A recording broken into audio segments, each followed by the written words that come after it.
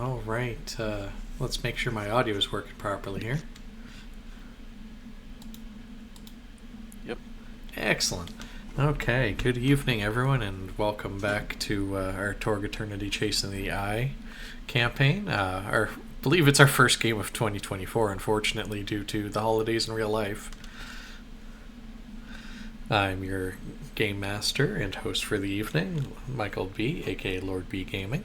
And just for a quick introduction, just to remind everyone, you're starting with the player of Arthur, and then moving along, we have. Hey folks, I'm Josh, and I'm playing Arthur McRae.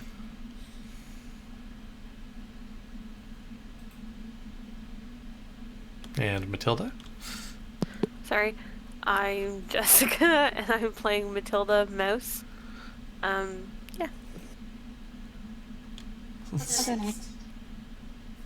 I'm playing Ikal, and I am Alex, also known on most platforms as Providence or Dragonic Bloom.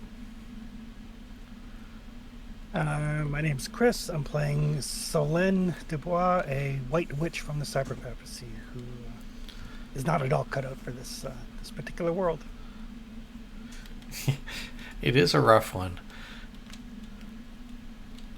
So previously, the party had formed up with Solon, replacing the Lost in Action Koji, and set off to the Living Lands on rumors of one or two potential gems from the chalice that they're chasing the pieces to, the one that the Gaunt Man himself wants. They had found their way to a section of the Grand Canyon where they ran into some Edinos warriors and some creatures that had been raised from the dead. Everyone's favorites, Gosbogs. Following the one survivor after fighting, they found a ornate ritual chamber, jumped through a portal, and found themselves in the cliffs around Maritika, aka the land below. After a short venture down and through, they found their way to a plains tribe village, made nice, had some interesting meals and conversations. The meals more so than the conversations, perhaps. And then started making the journey towards Misty Gorge, where they might be able to hook up with the Daruni Wasp Riders to find an easier way into the lands the Pyrians control around Tantacalar and the other major volcanoes. Along the way, they found a remnant of another cosm underneath that briefly appeared because of the Living Lands Law of Wonder. Interacting with it, finding out that there are some connections and things that they can see and interact with that obviously must be being played with by others as well before continuing on their journey further. And that's where we'll be picking up in the wildlands of Maritika on the way towards Misty Gorge, unless the party manages to get their way make themselves get lost or change their minds. Because they always could try and get through the mountains without aid. I will look at Arthur like he knows what he's doing here. Yep, I will. I'll get my bearings and start heading towards Misty Gorge. Okay. Well, with a fresh day and a fresh Helifez flame in the sky, would you mind giving me a new survival check to make sure your passage is correct and safest?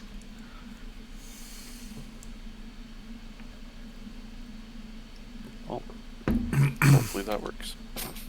Yeah, I mean, it's not a 1, so you're not an auto-fail, and it's not something that you might have that double disconnect risk. So yeah, that's a standard success. So yeah, Arthur points the way and says, let's get going.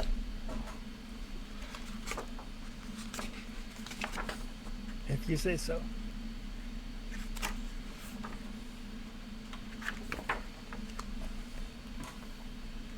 I can't get a signal here, so I can't navigate at all.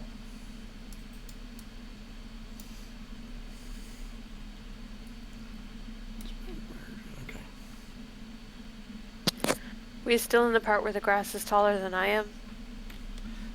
Yes, it's a lot of grasslands, but it's also like up and down hills and everything. So while they're the flatlands, it's taller than you. It's not taller than you everywhere. Okay.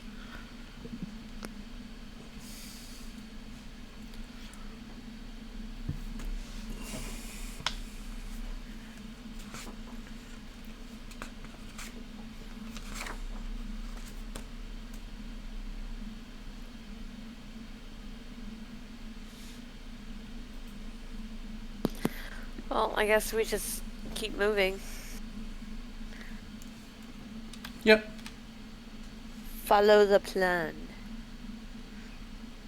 And hope I don't get lost. I joke. Really hope you don't get lost. No, you travel for about a good 2-3 hours without any major incident. Just skirting around, trying to skirt around the edges of what you've been told is the lands that the Leopard Man tribe occupy. Things are starting to get a little bit rockier. There's more waterways here concealed as well as you get closer towards the gorge. You think the leopard men are like the top part leopard or the bottom part leopard? Like, are they like centaur cats or like humanoid felines? I think it's more like werewolves, where they're like mostly fuzzy and like leopard faces with like Oh, maybe. human bodies, and yeah. The centaur cat, though, that's a thing.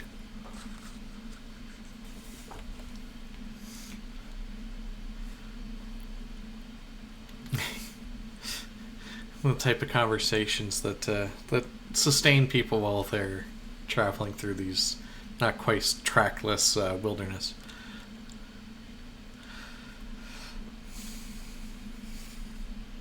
The whole time you're hearing odd primeval cries and calls. Once or twice you're not sure if that was actually an animal or someone vocalizing to try and sound like an animal. They're not too far away, but they don't get that close, thankfully, so far. In the section that you just reached, it drops down into a small river gorge, not a major one like you're looking for, but just a smaller one. As you're wandering along, and everyone can make a quick find check or an evidence analysis.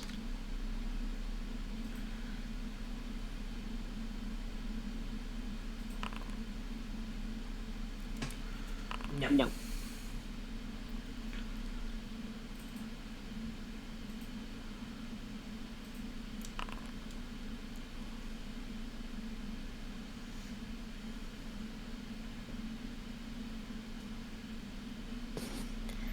I lost my feet.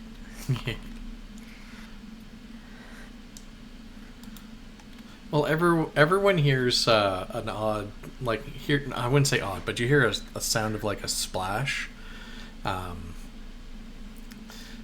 Mouse immediately just like, okay, just like maybe I kicked a rock because the footing's not the best here. And you kind of did slip a little bit, but, nothing major.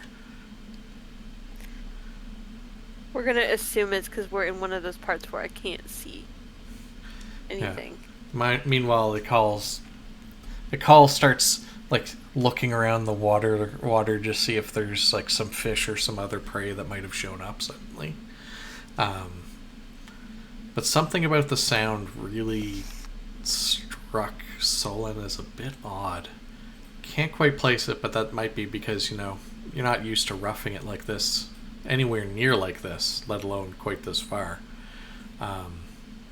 But Arthur swears as just before the splash, he saw, and just after he saw like a blur of motion from the bows above the water, bows that you'll have to pass under.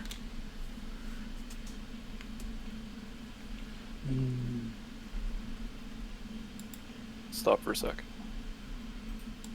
I instantly stop.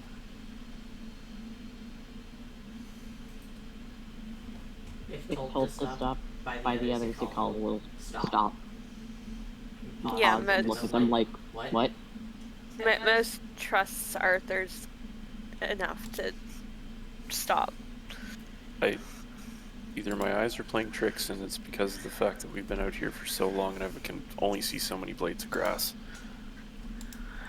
But I just seen a shimmer like something was there, but then it disappeared. And I point towards the direction that you described. Yeah, I definitely heard something.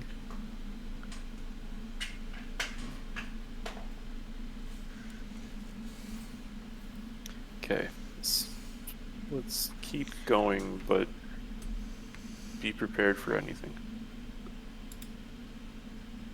This could be our dear friends that we're supposed to be meeting, and it could also be anybody else too.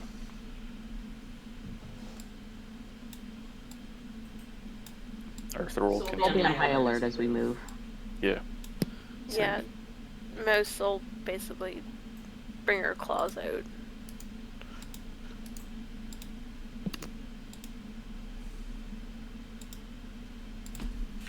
Yep, just a second here. Yeah, it means that you're not going to get surprised here. That was Oh, the good. intent. Figure, the way I look at it, Arthur is in his element here, so when he says stop, even if I'm like mid-step, I like stop and don't put my foot down. I appreciate that, because we definitely don't want country roads. Please tell me somebody got the joke. I got the reference. Okay. Kingsman. Yeah. Oh, a call should empty your combat pool, I see there. Yeah, you Question. Yep. Before we possibly jump into combat, can I get rid of one of my cards? I have a romance, and I'd like to use the alternatively discard for a possibility and draw a new. Yes, you may.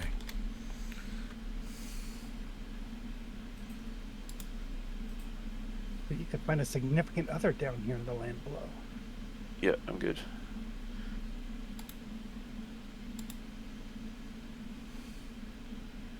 There we go. You say That's that better. now. I probably really could have used it when we get to the gorge to be like, you know what, wink wink, Arthur nod. No. I remember when I was running it, I had somebody use that on a dragon. Oh gosh. Yeah, I have people that like to try and use it on dragons just so they might get destroyed. Yeah. Oh, the dragon turned out to be a useful ally. Her father was like the dragon that serves Euthorian. Nice. So they had an inside lead on Euthorian's near court. Reminds me of a bard we had in one game who just kept trying to seduce their way out of every single combat, to the point that we got to the point that I had, if game hadn't have ended where it had, we were getting to the point where I was gonna end up running like a Scott Pilgrim-esque combat where all their like ex seductions were gonna come back and try and kick his butt. Just because there was so many combats Every that they other just session. every other session they just seduced their way out of it, and I was like, okay, this enough is Yeah. enough already. So as you get closer to it, and I already have the combat card ready to go, you notice because you're on guard, as they start to lash out, you see several tentacled masses in the trees above in the trees, vegetation tentacles starting to lunge towards you. Call, I'm not from here. Is this normal? The call's not from down here either. Yeah, Oh, this is not. This is a cosm within a cosm. oh, god damn it! To be fair, it might be normal. Doesn't make it better. Yeah. I apologize. You're facing 8 green lurkers. Oh, Alright, well, you ready to doesn't rip some sound good. tentacles off, buddy?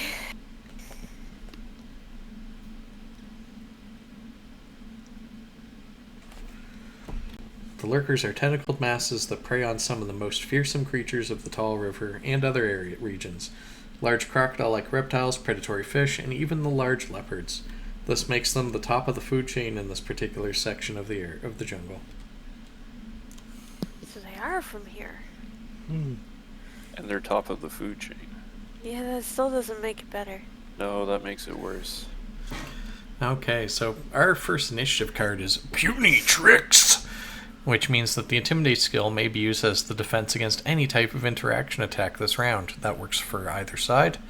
So if you go to maneuver someone, they might go, I'm too intimidating. Not likely with a bunch of plants, but you never know. Heroes will be going first. Villains will be fatigued, but you'll see if they worry about shock anyway. Right. If I see like Mouse flexing her claws and everything, I'm going to cast Enhance.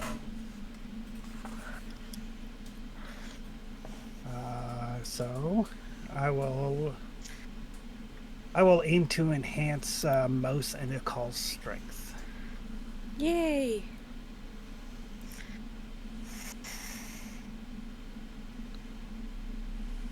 Target. I like healing. Alright, I don't know. The difficulty is whatever your current strength is, so I don't know what that is. But a 9's not going to do it. 9's still not going to do it. Yeah, no, my current strength is 14. Possibility brings it up to a 16. That'll do it for me. So that'll give you +1 strength. And what's a call strength? My strength is 10. So that'll be a good success on you. So that'll be +2 to your strength. Cool. Sweet. But that is me.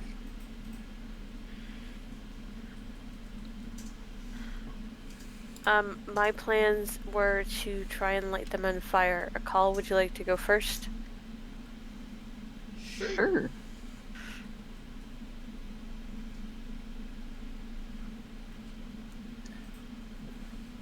I didn't mean to play that action card. I meant to put it down. Yeah. I forgot how things work. Well, let me see if I can specifically give that one back to you easily.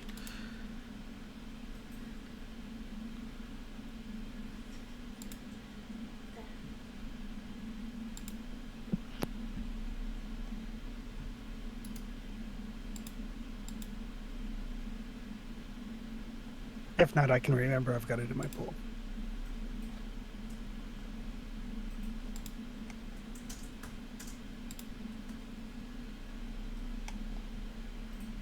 So So I can just claw them up, right?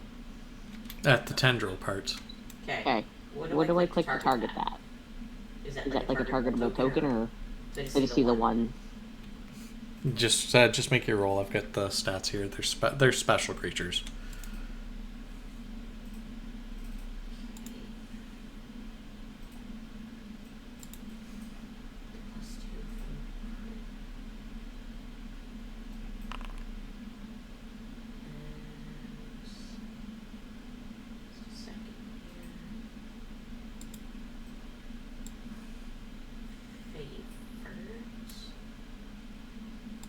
It should be 2 more on that too from the strength bump.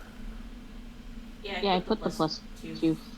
Or, Oh, you got it? Oh, never mind. Awesome.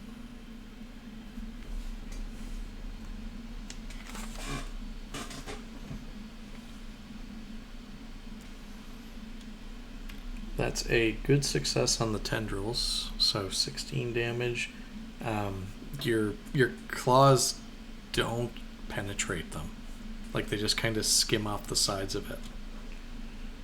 huh. Even with I think they have AP. It has nothing to do with armor. It has everything to do with its toughness. I have favored, so that I could try rolling it again, right? That's how that works? Well, after we've determined you can roll your bonus die still, but because you didn't do that. But once we've determined your success level, you don't have the option of re-rolling. Yeah, it doesn't quite get purchased. Like, you feel like you almost catch it enough that you might be able to tear, but you don't seem to do any actual damage to it. Damn.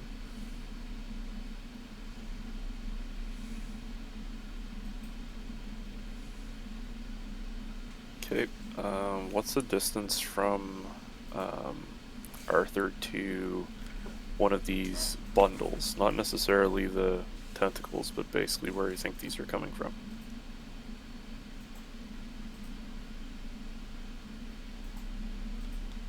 They're a good 10 meters up in the trees. It's hard to tell exactly where to. Correct. And stupid question, just because I can't remember if this mechanic applies or not. There's nothing for increasing a range on an existing spell, like if there's a range limitation. You take penalties for being outside your room, but yeah. Okay, well, we'll try it. I'm going to cast Wither on one of the bundles. At the range of 10 meters, so it is technically a negative modifier.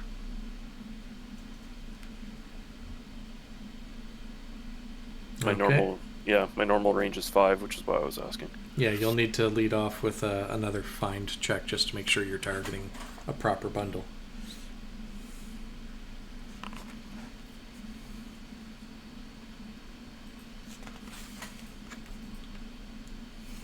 A second here.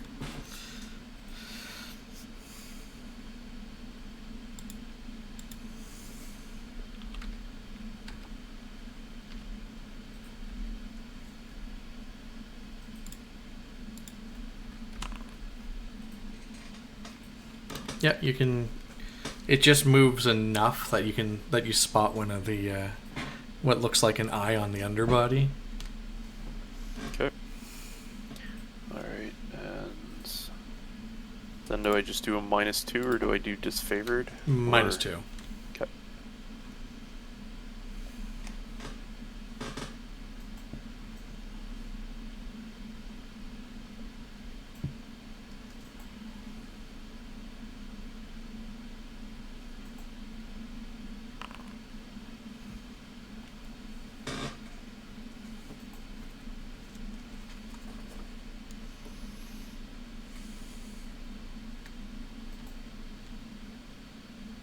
Yeah, that's still a good success if you want to roll your bonus die that you can still get with Wither.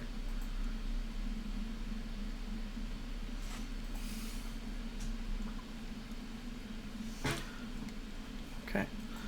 So with well, there's an old joke song. Well, not that old really, but you feel that way sometimes when you're talking about the 90s nowadays. You swear you can hear the screams of the vegetables. Oh, that's awful. As one tentacled mass starts to smoke and wither, as your spell manages to latch on, and a massive lump of rapidly decaying greenery just falls and splash into the water, bringing along with it an extremely large fish that was wrapped in another tendril. Excellent. All right. So, I know I'm gonna try and get a little closer and spit fire at them. Okay.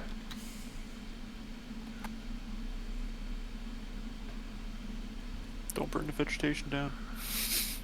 I'll burn the whole motherfucking forest down. I do not care. Not while we're in it.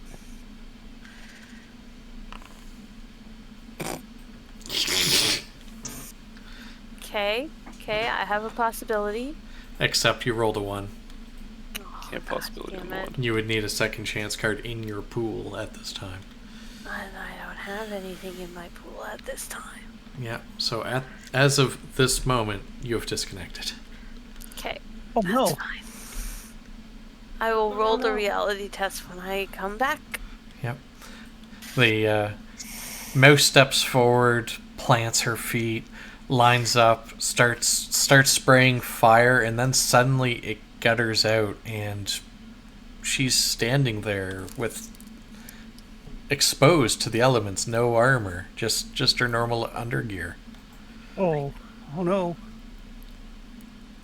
My weapons have never failed me before. Where did my weapons go? I avert my eyes.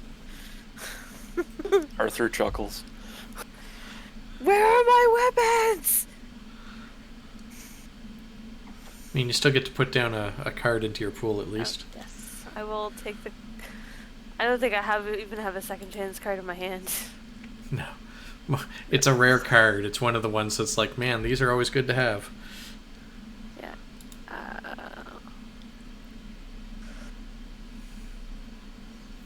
I actually saw someone discard one once while they were cycling their hands after combat, and I looked at them like they were insane. They had 2 master plans. Well, you know.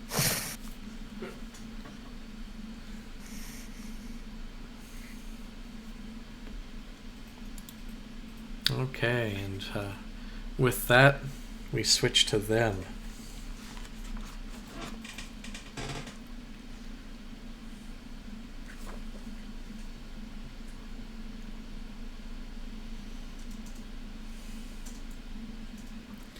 Not to put too fine a point on it, they're gonna try and wrap people up. I want to be wrapped up.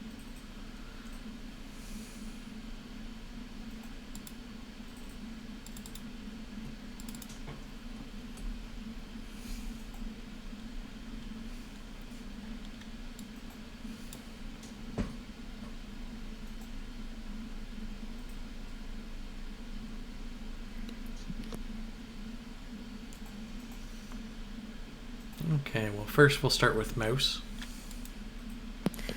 Of course. I wonder why. Lost all my damn armor. Well, and also the fact, you did kind of try. And I'm like standing right there. Yeah, and plants, intelligent plants might have a good idea what fire is. Yeah. So you might not want to wait for that to come back.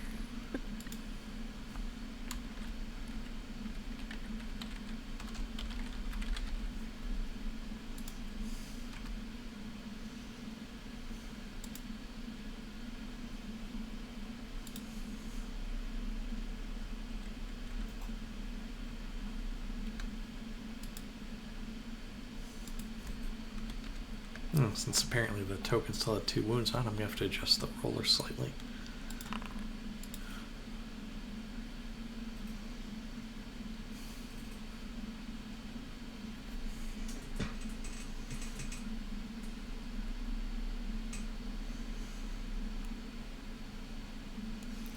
So one of them wraps its tentacles around Mouse and grapples her, starting to lift her off the ground. Fun! Nom nom nom. You can feel the vine tendrils like trying to wrap around your throat, as well as immobilizing you.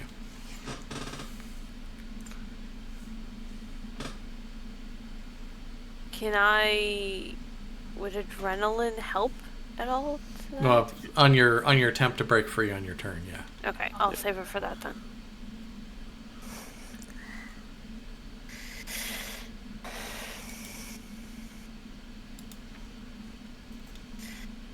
And the next one goes for the Dinos, who lashed out.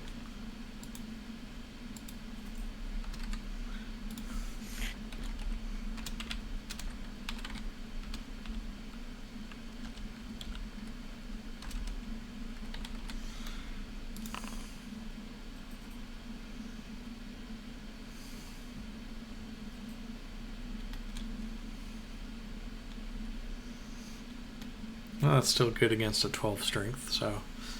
Similarly, Call is wrapped up and starts to get lifted up. No.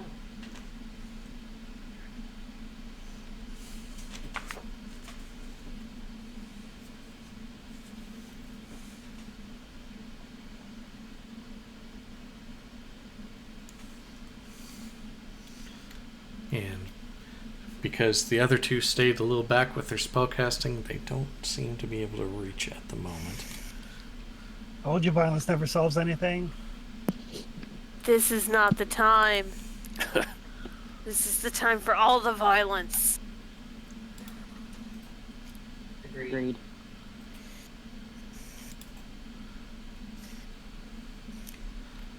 Well, now it's time for the new initiative card, where you might want to try and soothe the savage beast. Persuasion skill may be used as an interaction attack this round. The target is the defender's persuasion. The villains will go first. The heroes will have inspiration. Yeah, any is the approved action. Oh, nice. Now I have to quickly grab a book. Or no, I don't need to. I have the compendium here. I can't see plants being terribly persuasive. You could convince them to stop, because otherwise I'll just put them all to ash. I'm really good at persuading people. Friends. Yeah, I'm not. I'll let you. You can do the talking.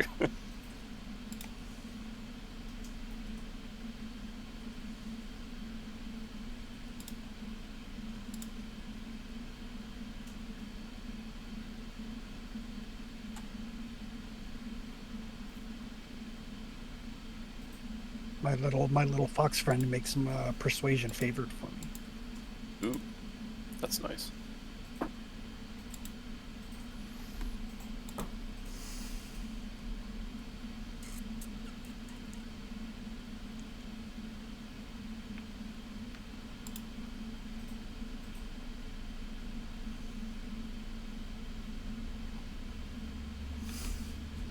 Good old extra effort.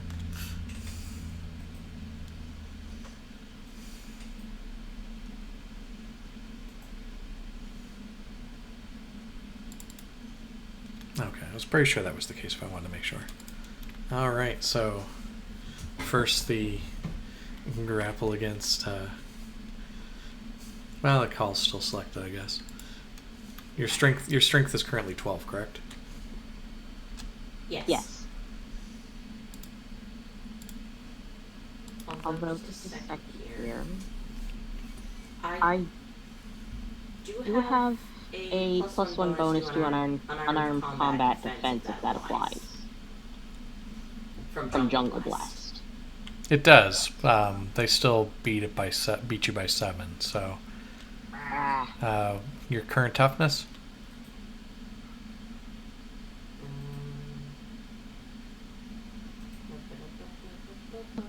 11. Okay, you are taking 2 points of shock Okay. as it starts to tighten around your neck and try and suffocate you as it holds you up. Rude.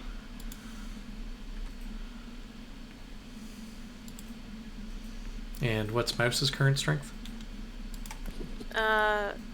It was. I think it 15. Because I don't know if Dragon Warrior adds anything to it though.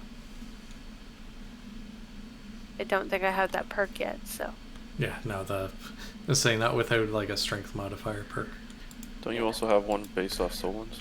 Yeah, that's the one. I already added that. Okay, cool. Yeah, since I don't have an option to set the specific number, I'm just going to give it a slightly lower bonus for its grappling. Oof. I'm not even sure adrenaline will help that. No, because again, this is it acting against you. Oh. So what happens here is what's your toughness without your armor? My toughness without my armor?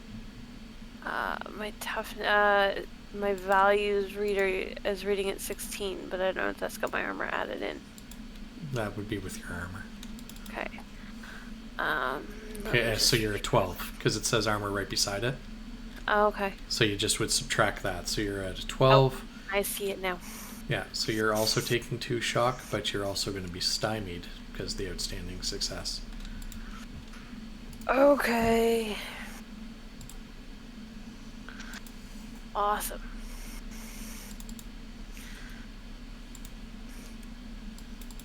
Mouse is just gonna have like a fear of tentacles after this. Not Understandable. already. No, she doesn't yet. Fear of tentacles comes baked in. Well, because once again, the other two are not in their trigger/reach range at the moment. That's the baddies. Okay. Mind if I go first, since because of my Jungle Blast, I've actually got a free escape attempt. Be my guest.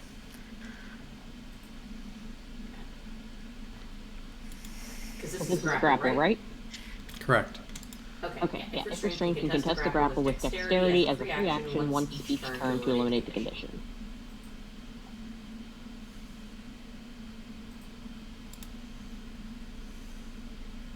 Is there a penalty because I'm grappled? No, because you're not stymied. Okay.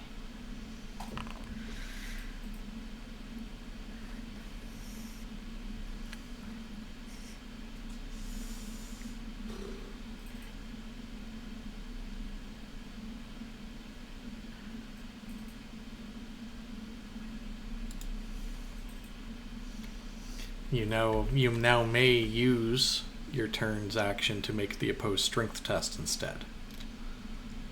Yep. How long does the boost from the thing Chris gave us last? It's still up this turn. This turn and next turn, and then it's done.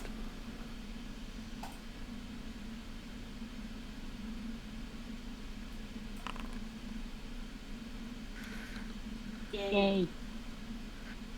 That is actually just a bare success because they have 15. Okay. So that means that your actions are done, but you're not currently restrained. But you do get to draw a card because you succeeded in an action.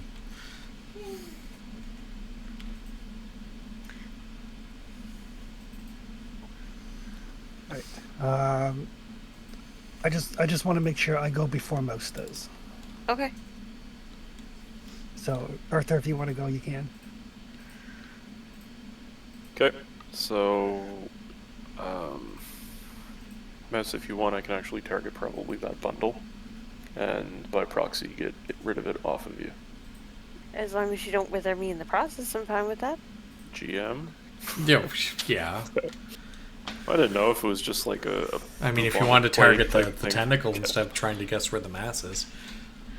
No, It's just you have to something make that fine check or else you're suffering significant penalties. Yeah, I'm gonna do the fine check and then basically attempt to wither again.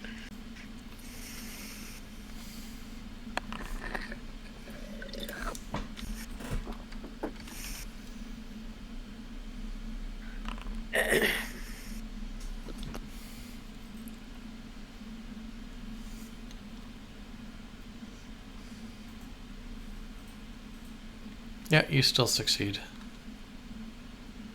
Okay, and it's still about 10 meters, correct? Yeah. So we'll do the -2. Okay.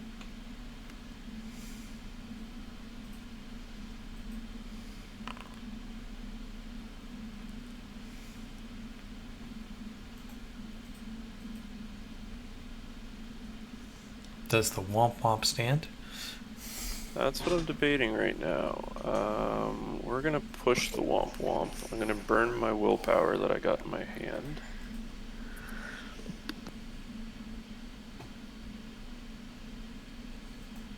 So that'll bring that to that. And then, if I'm not mistaken, I can also do a possibility on top of that.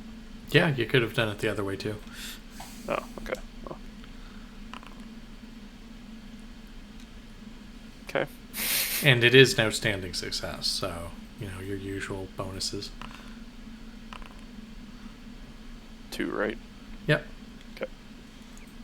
And Mouse unceremoniously lands on her keister as falling rotted dust collapses around her, as you've you did more than the bare minimum this time. Excellent. Thanks, Arthur. Just gives the nod. So you can draw a card and then put a new one in your pool. Okay, Chris, you wanted to go before me? Yes. So I'm going to multi-action. Okay. I am going to cast Enhance on Moses' spirit, and also persuade the plant beast to leave before Arthur kills it. Love it. So You there, one of the other plant beasts. Leave now while you still can. Yep. My alteration and my persuasion are both favored, so I'm just going to roll persuasion. Okay. -2 for multi-action. I'll throw the action card that I spent earlier onto that to bring it to a 13. Okay. Yeah, you can just hit the +3 card button. Oh, right. Okay.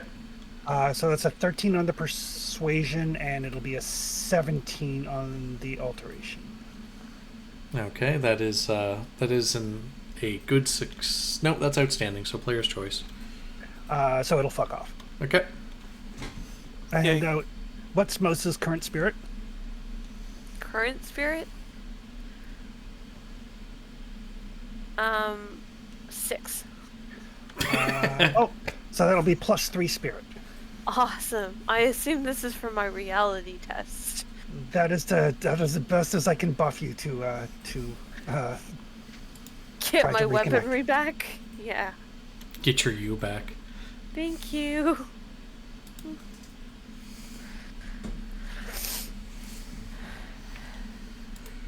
So the first thing you may want to go to do is reality a check. reality test. You're still stymied though, remember. Yeah.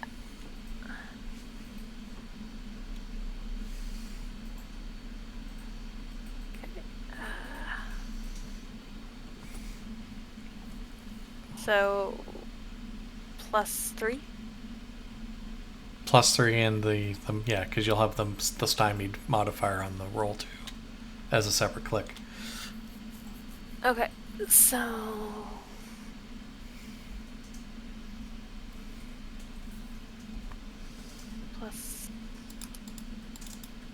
+3.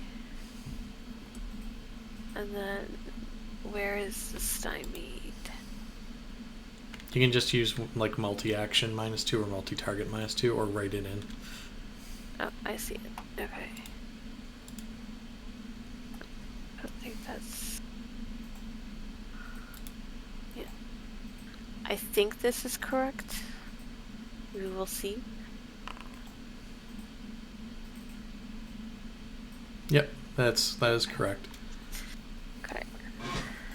So now you're back in reality warping shape. Yay! Oh, good.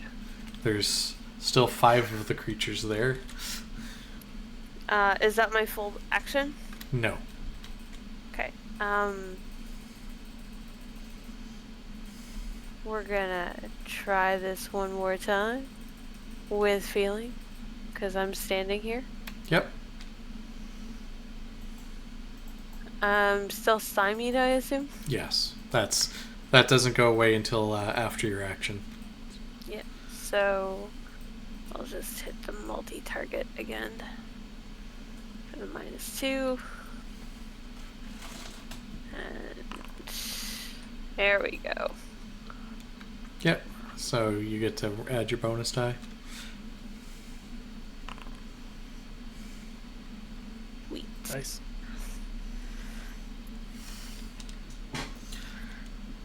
So that is actually enough, so that as you ignite the tentacles and another set that were beside them, because they are quite large creatures, it turns out. So you only get 2 with your cone. That's fine. You actually are doing enough damage that the shock of the fire to the tendrils doesn't just get through like the... You know how vines can get, and well, I mean, it's kind of similar to if you let your green onion sit too long, you get that dead layer on top of the living layer. Except in this case, they're moist because they're near water and not dried out on a table. So it penetrates that, but you hear the pained rustling as you do enough damage to shock the two bodies, and they just fall out of the tree dead. Splat, splop. They really don't like fire. Good to know. Nice. Good job. You know what else they don't like? Sharp words. They really did respond poorly to sharp words. They did. So Jess can draw a card and then add it to her pool. Yay.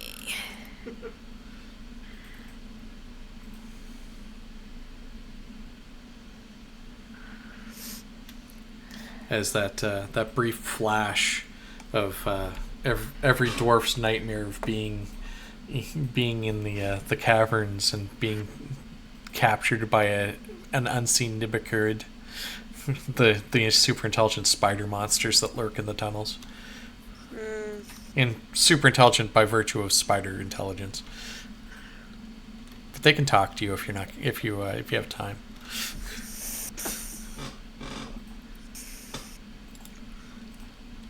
But with that, we roll forward to Bared Fangs. Unarmed attack by either side are favored this round. That's a double-edged sword.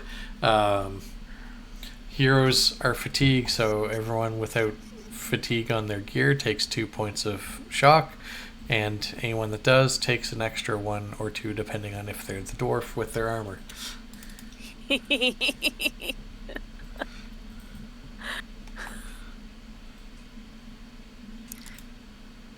The dwarf is tired.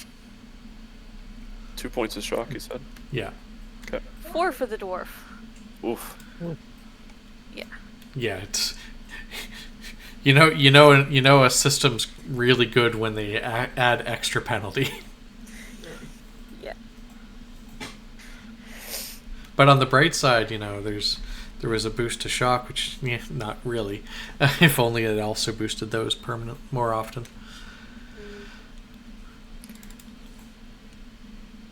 Tired dwarf is tired. The dwarf is very tired.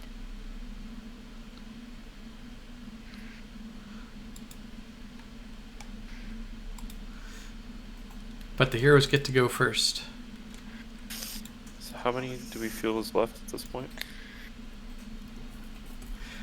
There are 3 remaining, Okay. judging by the rough count of tentacles.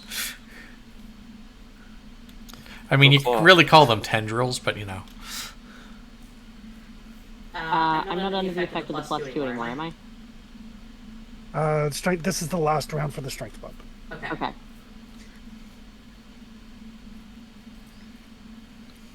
It lasts for 3 rounds, including the round I cast it, which is why I wanted to go first that round.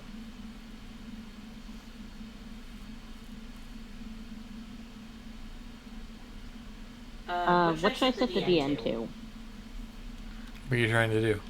Well, for the... Because the standard, I assume it's not a 10 that I'm aiming for, so I should set it more accurately so I can see what it actually is when I roll it.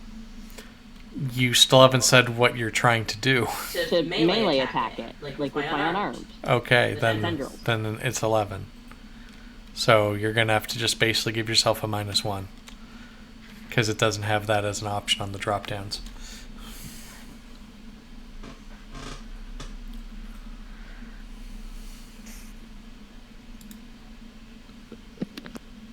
You hadn't said you were attacking. Maybe favored. Go again.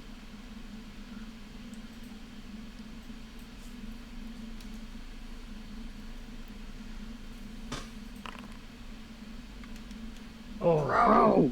On the bright side, I mean, at least this is my cosm, isn't it? yep. And you're acting well within the cosm. Sure am.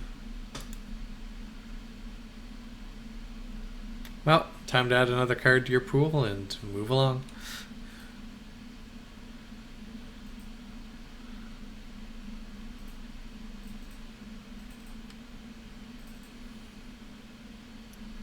I'm going to find me another bundle.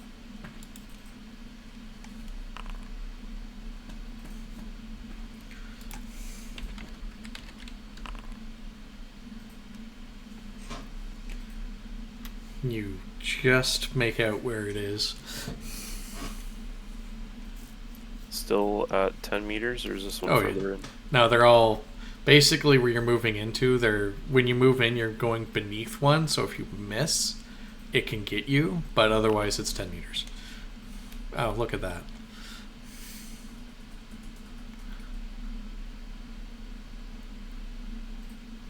Is that still an outstanding? Yes.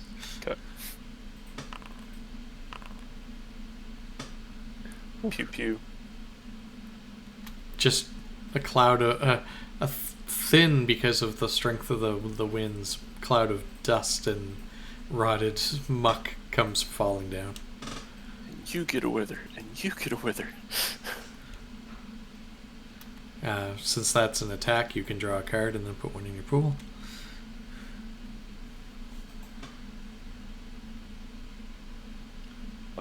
Sorry, you said draw a card. I'm already at 4. Yeah, because you've successfully acted. Your hand size limit only comes into play once combat ends. Oh, my bad. Okay. Go ahead, Demis.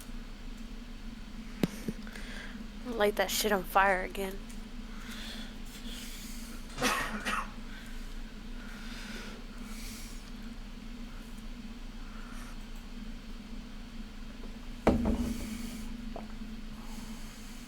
I'm still stymied?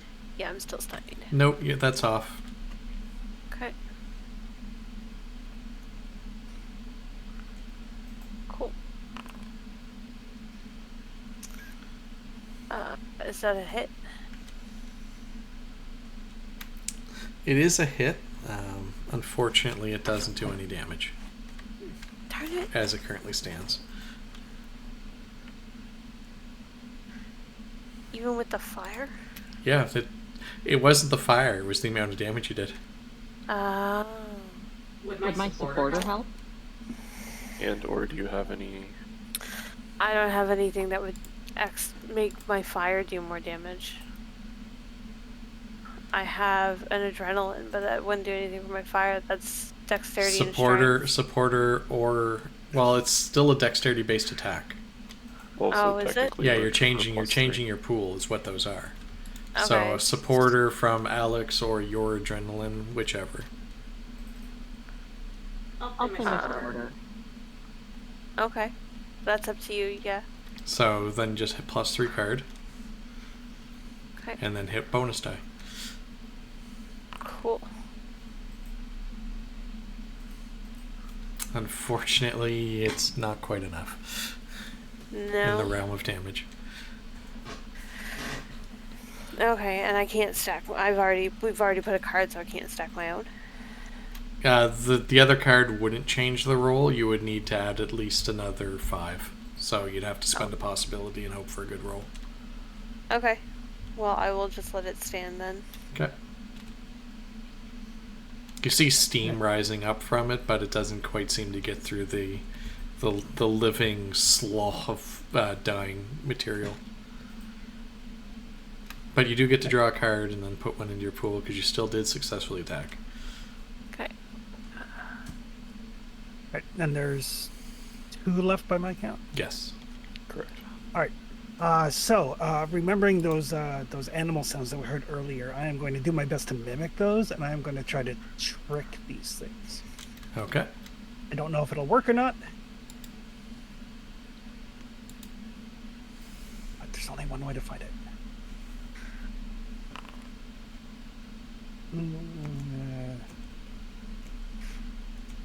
Some 11. I will actually use my action card.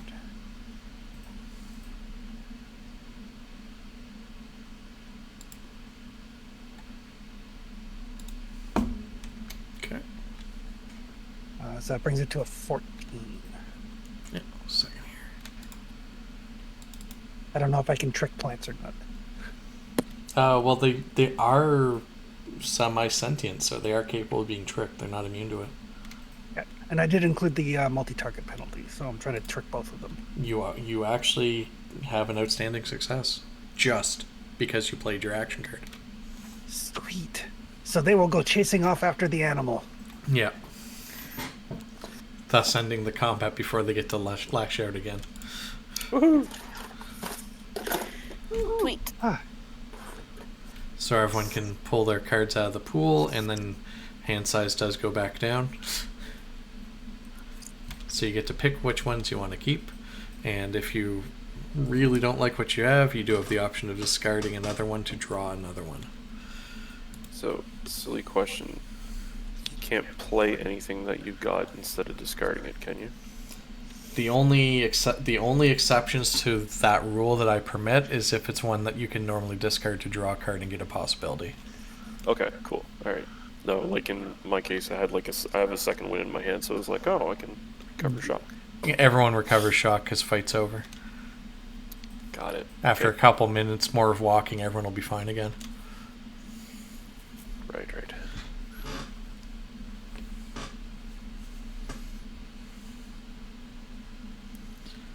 So we can just get rid of the shock then. Yep. Good. take a little bit of a breather. Oh, that was close. I think I'm winded. I was a little tired there for a minute. It's part of why I like to constantly refer to this as a cinematic system. So unless it's important to the narrative, it's just like a movie. Like just after the big firefight, everyone just like takes a moment, takes a breather, and suddenly like they're fine again. Walk it off. Yeah. Nice.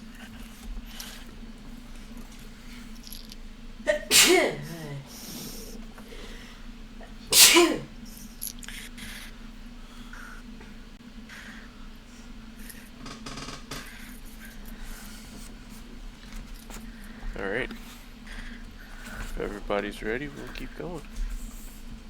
Let's go. Yeah. You can hear the distant growing roar of a waterfall as you continue walking. You walk for about another almost an hour. This after a little bit more time, obviously. Before you spy what must be a titanic falls into the empty air beyond. I think we found where we need to be, guys. Oh, joy.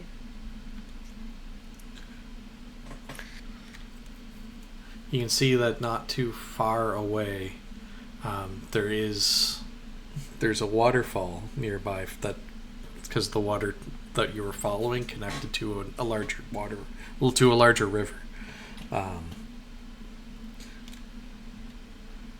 As you approach it, you can get to the edge of a breathtaking chasm. It's roughly the shape of a boot, with you at the towards the top of it. What's below is unknown, because there's a thick mist that begins about 50 meters down and hides everything below. The walls you see are wet, gray shale. Even an expert climber would have difficulty descending from these sheer cliffs. Is there like an elevator? I was gonna ask if there was a path that seems to be going down it, but fine.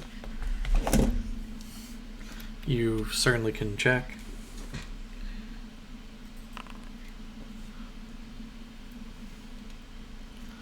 I will help. Even with everyone looking and doing their best to help out, you can't see a viable path down. Like there's a couple like ones where the stone chipped off and it looks like it could have been the start of one, but then you realize no, it's just natural weathering. However, you do take note that there's a lot of long, strong, healthy vines in the area around you that you could potentially fashion a rope to get down with.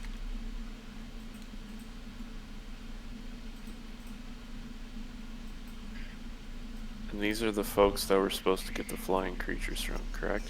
Yes. Might be why there's no actual paths down into the gorge. Yeah.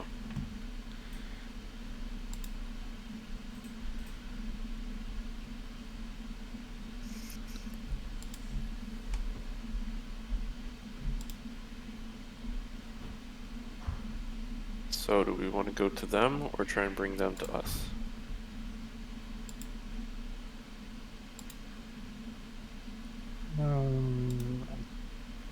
I am not equipped for climbing.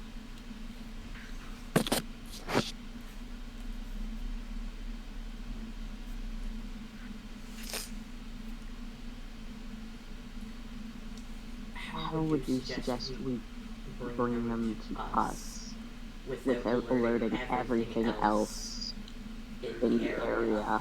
That is exactly what I am saying, Akai.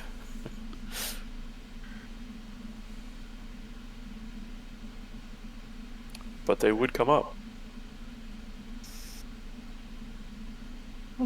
I wonder. Take a look around, Arthur. Since you're I mean, if this is the only way into their land, if they have visitors, maybe they have like a gong or like a horn to blow or something to let them know that there's somebody at their border.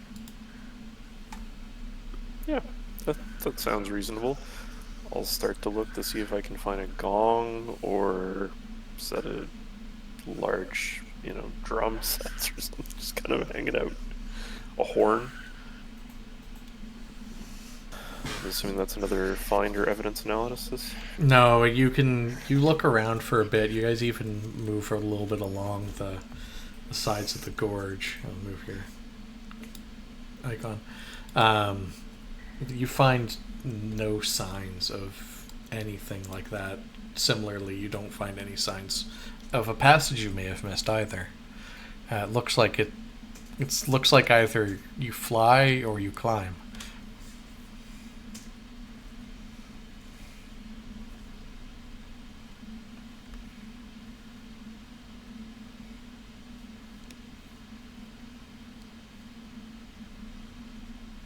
I just keep throwing out suggestions since I am not on board with either of these options.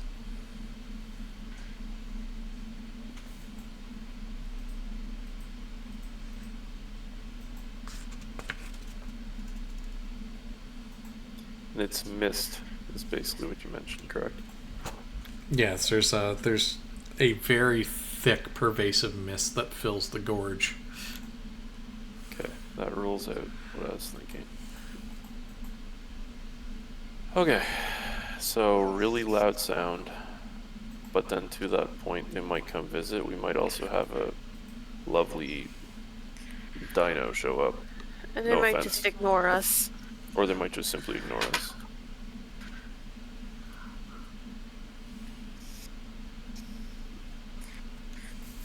I actually have an idea. What? My Cosm card causes a dino to show up and attack us. I was partially joking about it. Okay, why is you that see where I'm going with this, right? I get it. Us having to fight a dino would create a lot of noise and commotion. Additionally, that would probably be the proof that they need to know that, we're strong and stuff. But again, they're also likely to just ignore us. We could also just dump the dino carcass back into this big old pit, and when they see it fall on some poor guy below, they'll know what's going on too. Hypothetically speaking. Or we can climb. I mean, at its narrower points, it's 4 kilometers across. Oh gosh. I mean, I'm always a fan of playing Cosm cards, so.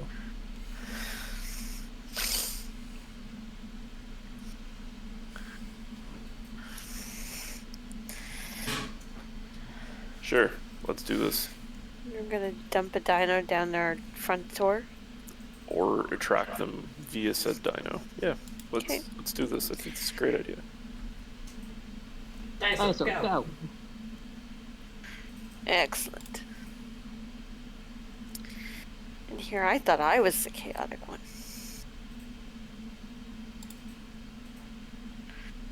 'Tis just a dino attack. Mm-hmm. Just hope I keep my claws this time. And I can't wither it because then it'll just turn to dust, and all we got is more dust.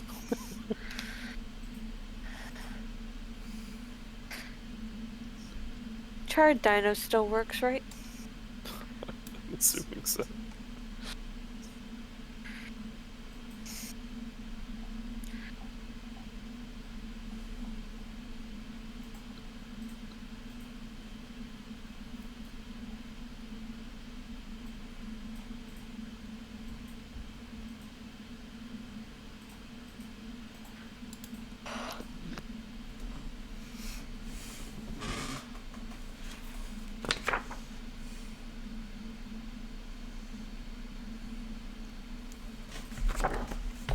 In hindsight, we could have even befriended those carnivorous vines, and they could have like dropped us down.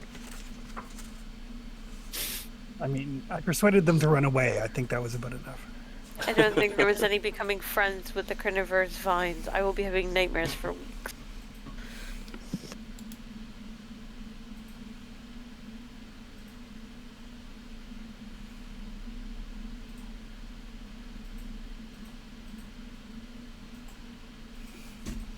Do do do do do do do. See, back home when you come to a situation like this, if you're faithful enough and just step off the ledge, then an angel will come down and carry you safely to the bottom. I'm not faithful enough to keep my own goddamn armor. Well, see, that's the other thing back home is there's like a scoreboard, so you know what you need to do in order to get your piety points to the points where angels will save you from instant death. We could also technically jump and get on the back of like a, you know, what's those flying ones? Pterodactyl, whatever.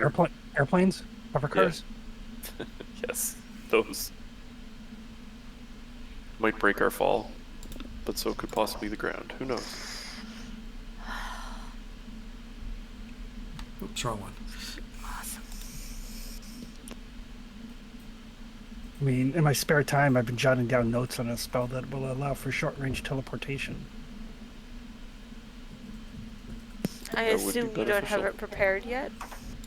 Oh, the math is complicated.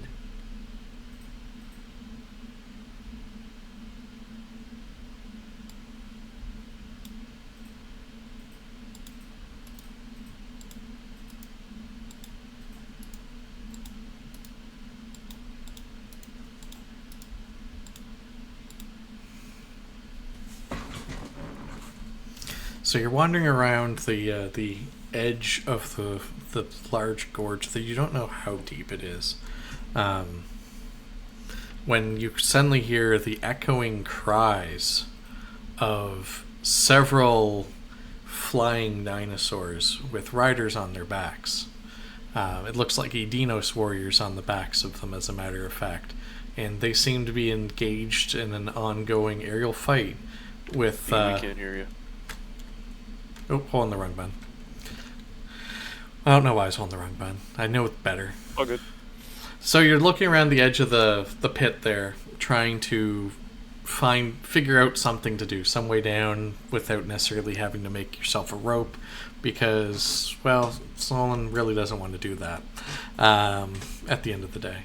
When you hear some screeching cries echoing through the air, and as you look up, you see a series of a wing, like 4 different flying dinosaurs with Edinos riding on the back of them, and they're fighting in the sky above you against several giant wasps, which look like they might have someone on the back of them as well.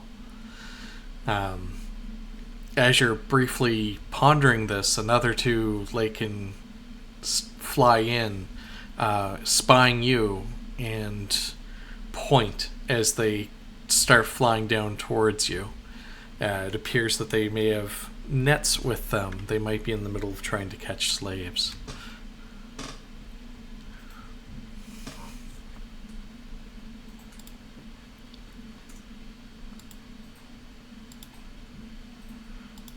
Well, they're in for a rude surprise.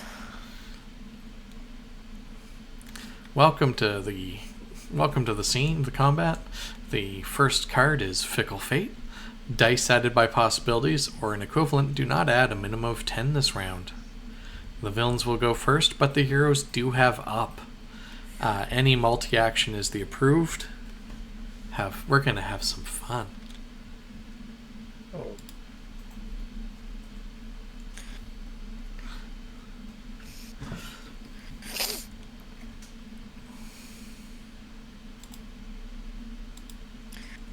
Go ahead. Yep. I'm getting my stuff here.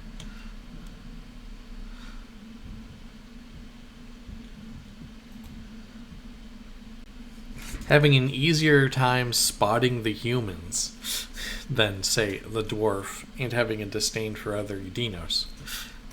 They don't make good slaves. They're better to beat down and enslave that way.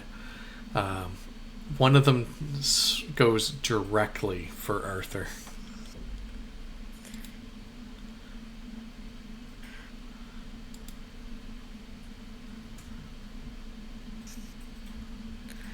Let's go on a magic carpet ride. Shoot it off its horse. It tries to grab you with its talons.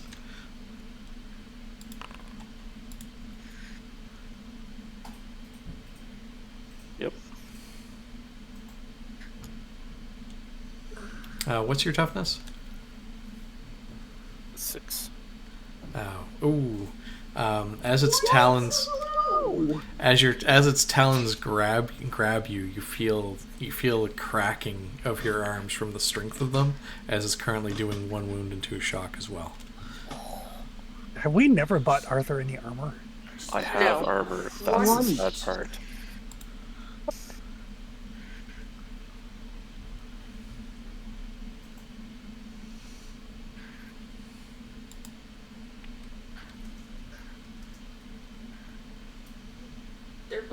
Making our magic man go crunch. Fine. Magic man's gonna go poof here in a sec. We need to get you a set of like the armor I've got. Speaking of, Because of my calling the quarters, attacks directed at me are at -2. okay. As spirits swirl up and interfere with its attack.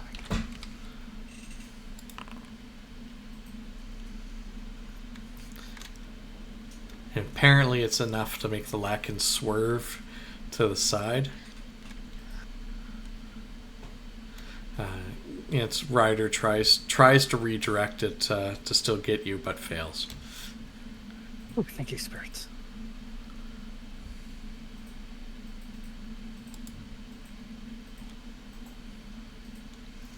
The other ones are obviously currently involved in the fight up above. So that will bring us to the heroes, as Arthur is caught and partially dragged but hasn't been lifted off yet because they didn't get quite that good. They wanted to hurt too.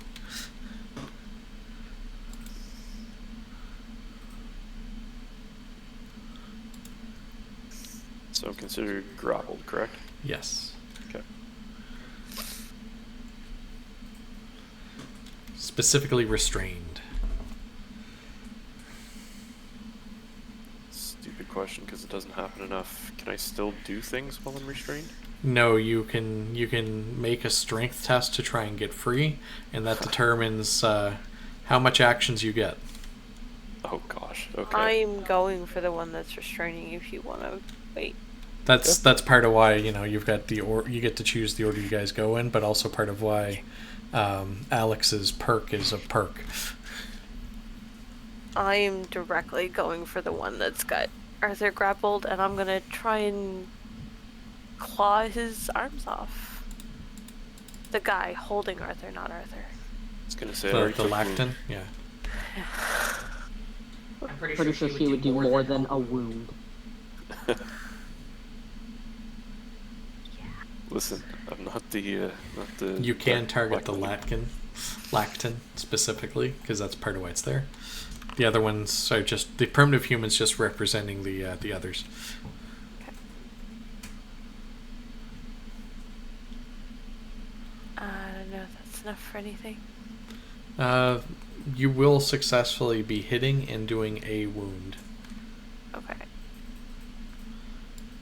Am I distracting enough to No. to help him drop Arthur? No, you've just given it a wound penalty. But Arthur has a wound penalty to break free too. It's okay, I can try to hit it. I don't have any cards yet, so... Okay. But now you can put one down. Now I can put one down. Next. Oh, did you roll your up? No. No, I didn't roll my up. I forgot about the up. That's actually a... Yeah, it's still the same. That was a terrible up roll, by the way. The dice are not my friends. Did you hit up? Roll again, weird.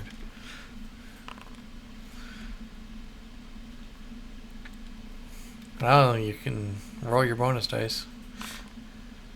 How many bonus dice we get again? Outstanding is 2.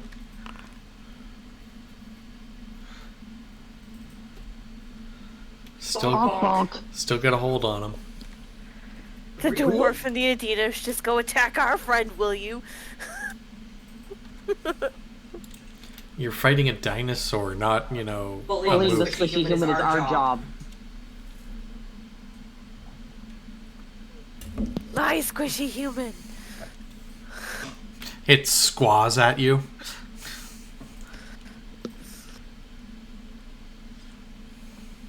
But Alex gets to put a card down too.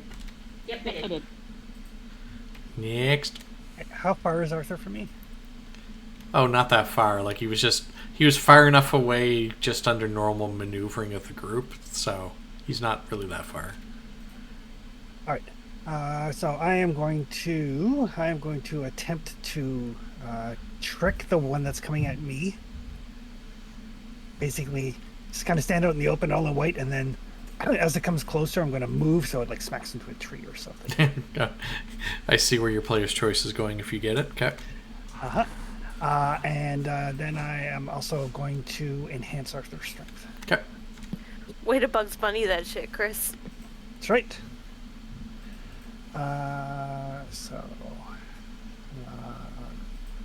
My trick is slightly lower.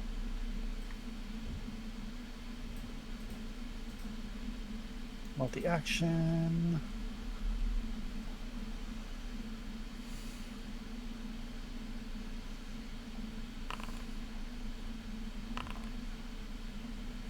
So that's a 19 on the trick and a 21 on the 21 on the alteration. So what's Arthur's normal strength? 5. Now it's an 8. Let's go. And it is a player's choice, so that Lacken does come crashing into a tree. Let me just take a look at that specific type of damage rules for itself. Okay.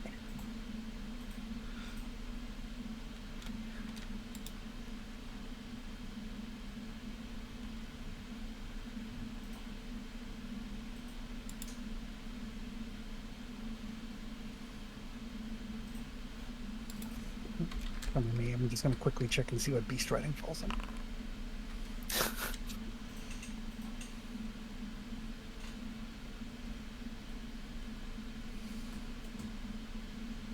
I mean, since it's a player's choice, it does knock itself out, but it Okay.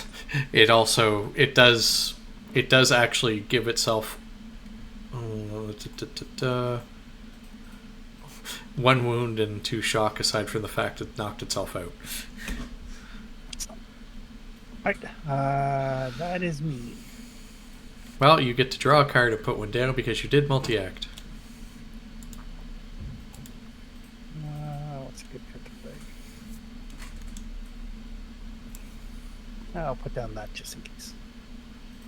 Now Arthur gets to roll his strength +3 against strength of 12.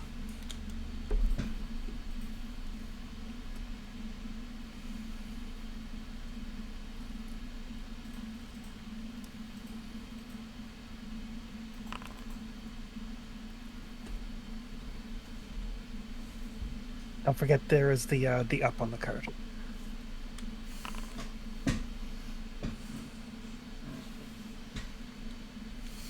Against a 12, you said? Yep.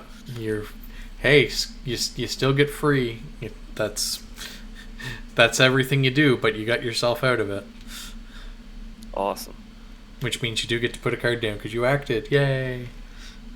Yay.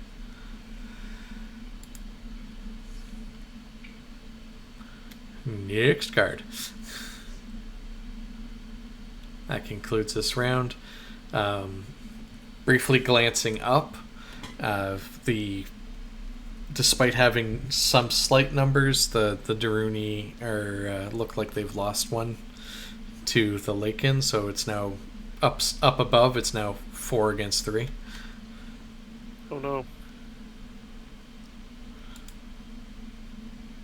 The signs are bad. Oh dear. All That's villains good. must Oh, make no. a fear test. Those who fail, all villains must make a fear test. Those who fail become stymied and must flee on a mishap. Heroes go first and have up. Intimidate and taunt are the approved actions. Nice. So with the Lichen that knocked itself out, none of them are in melee range anymore, right? Or is there still one in melee range? That one there, that is just failing its fear check, is stymied is still there because it's the one that Arthur just got out of the grasp of. Okay, cool. Oh, so which of us want to destroy the thing?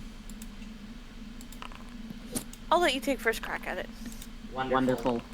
Whatever you don't claw the intestines out of, I'll finish off.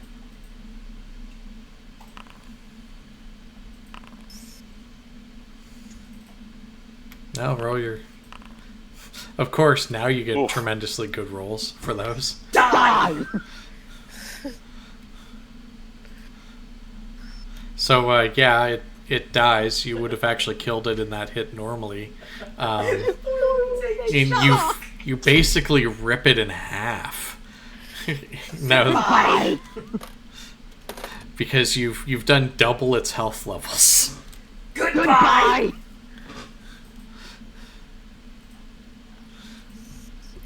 That is unnecessary.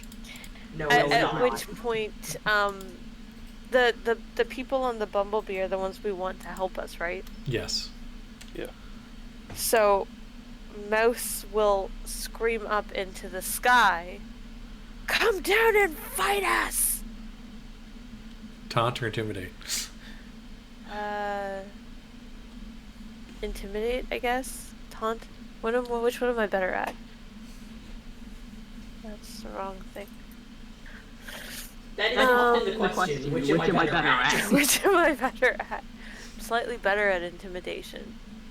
But intimidation will make them run, won't it?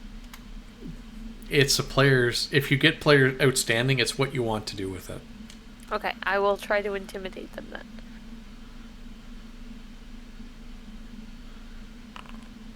Because I want them to focus on us and not... Yep. Remember, you get one more for the up. Yeah.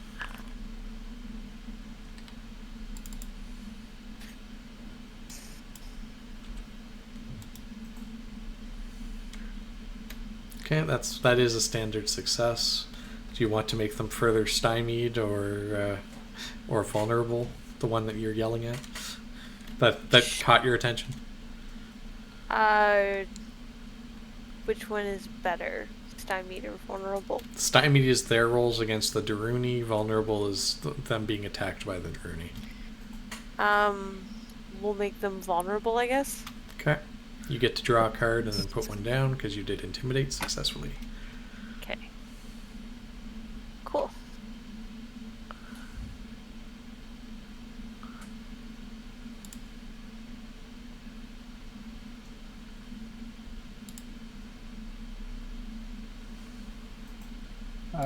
Go ahead, Arthur, if you want. Okay, so these guys are basically doing flying fight above us. Yeah. 40 meters, 50 meters? About 40. Tilly? Okay, alright. So can't really do much about that from here for me. And then so we've got one that's been beheaded, and then the other one's still next to the tree. Knocked out cold, yeah. Okay, so okay, well if it's knocked out cold, no use killing it because that might be our flight path down. Oh, is there a human still on that one? There was never a human on any of them. The ones up above have Edinos riders on them. These ones have not really saddles, but like a leather strap on the back of the neck that one might sit on, but they weren't mounted. Okay, sorry, I couldn't remember if these had Edinos or not, or riders rather. No, the riders pointed towards you guys on the ground, so the extra Lactin with them flew after you to try and capture you and bring you up. Okay. Because, a couple more slaves, and they might just choose to screw off and leave the journey to their whatever. Yeah, so I'm assuming this is also able to be done, but I'm gonna pull another Matilda and basically yell at the other one, and intimidate it to come down and fight. Okay.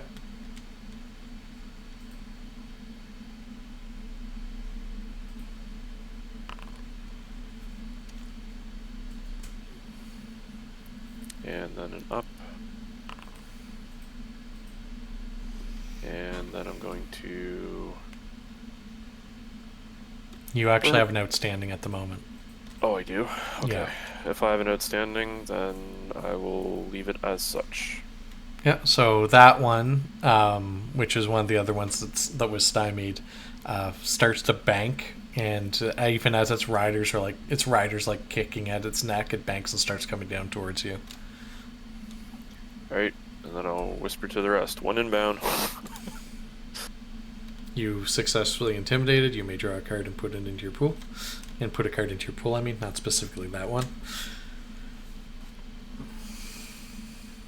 So the one that's coming in, how far is it?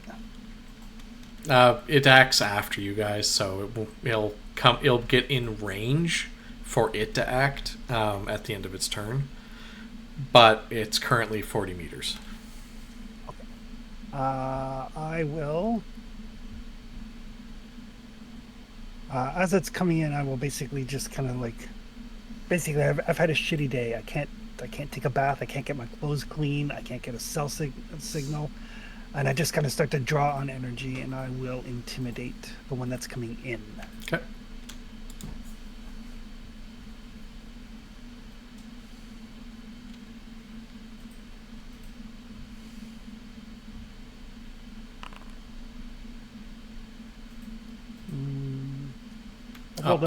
Up is still in apply.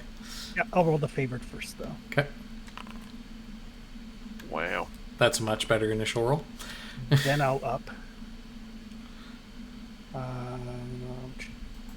Die total of 45. I will spend a possibility on that. Yeah. I need a 60 or better. It's got to come up as a 15. Yeah. Does anybody... There is a hero in play. And a hero in play. No, the willpower wouldn't do it because the willpower just the final number. It doesn't give you a die modifier. Hero does. Perfect. All right. So I will possibility. And then you'll trade the glory for the hero.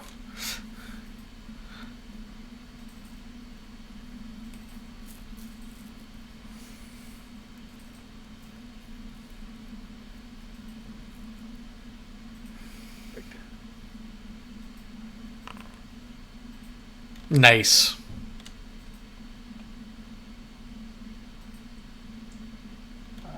Nice. And now I'm assuming I need to play glory. Yes. Okay. I mean, there is some effect from not playing it, but it's much better to play the card. So everybody gets a possibility. Everybody gets to draw a card, and our hand size is increased by 1 until the end of the next act. Which, as this has been going, means until after your next trip. And then I successfully intimidated, so I draw a card. Yeah, you player's choiced it.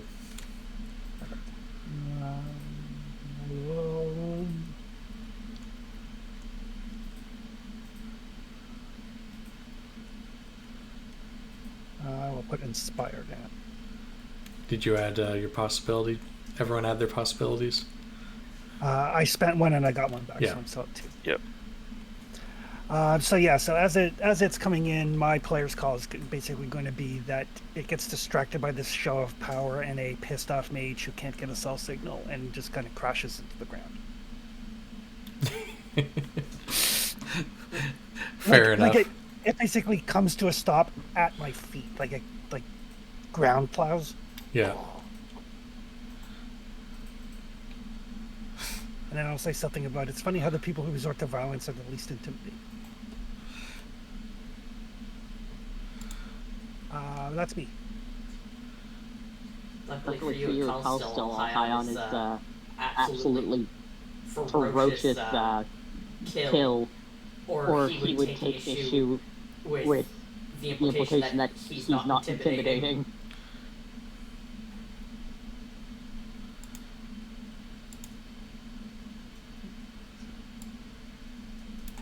Now let me just grab the Dinos warrior that was on its back and is like, great, now I have to fight in melee.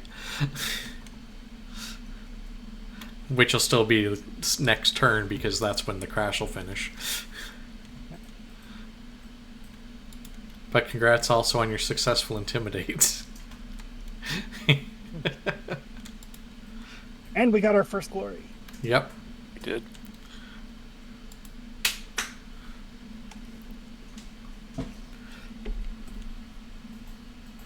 With the distraction of one of the Lactin and the other one being because one of them did still get that fear check, and then this one peeling off and crashing, the Druni are able to get a bit of an upper hand. They still seem to lose one of the riders. The Wasp is still up there fighting, but you do see a body falling, and then obviously Kersplat. Somewhere in the tree line, but also one of the Lactin falls along and crashes to its death as well.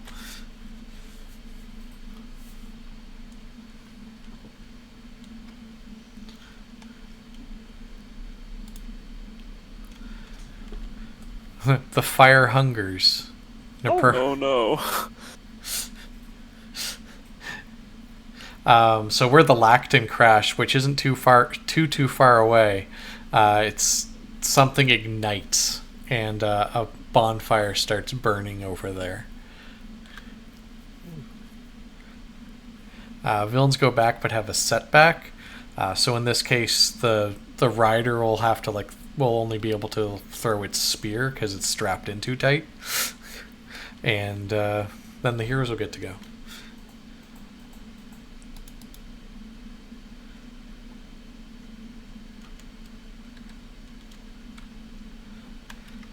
It will try and use its rock to shoot spear at, for some reason, Solon. I don't know why. It's because she looks so out of place, I guess. 100% so.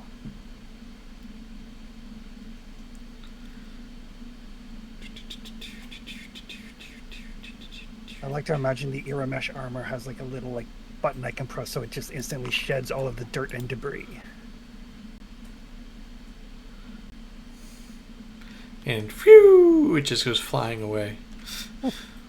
Spirit flies in and knocks the spear aside. Yeah. Right. Well, before anybody goes, I am going to play the Inspire card that I laid down. Okay, everyone has the choice of a possibility, a destiny card, or recover 3 shock. I will take that possibility. Is there a cap for how much you can have?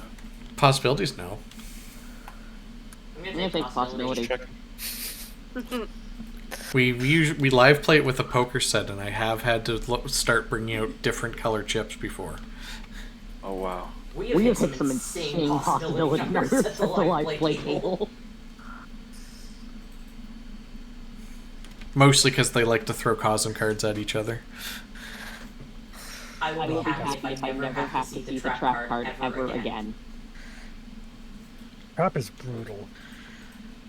Multiple traps in the same game. Well, Well- after that, it's you guys that are up, and there's just the one Edinos right here. So, and he's strapped to his Yeah. flyer. And- Take off the last one. This one's all yours. Okay, thank you. And you still do have the intimidate/maneuver as the card options, so you can try and verbally interfere with the fight above. But Well, Matilda's going to kill first, I hear. Yeah. Go ahead. As a free action, I'm going to spend a possibility for my natural leader perk. Ooh. So it lets me puts a Yep. play 2 cards in my hand into other characters' pools. So these will go right into your pools. But I will give a second chance to Matilda, and I will give an opponent fail to a call. Okay, and those go right into your pool, guys. Thank you. Alright, Yep. I'm gonna just walk up and claw his face off.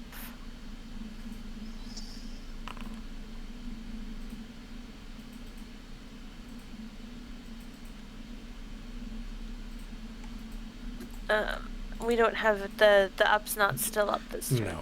Yeah, that was last round. Okay. Is that still a success though? Yeah, that is still a success. It's exactly a success, despite what it says there. But it is also enough to kill him, because he's not as tough as the dino he rides on. Cool. So Matilda just walks up and just through the throat. Okay.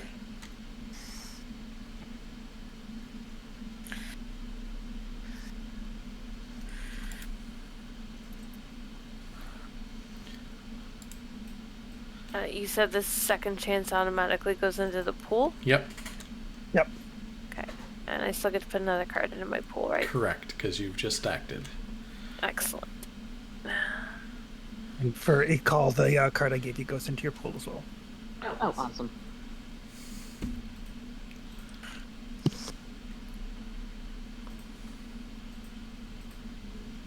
All right. So it's up to you guys if any of you want to take any further actions or wait to see what happens with the fight above. I'd wait only because I don't think anything's in range for me. I mean, we could always do more intimidation. Yeah, I'm gonna yell at one of them.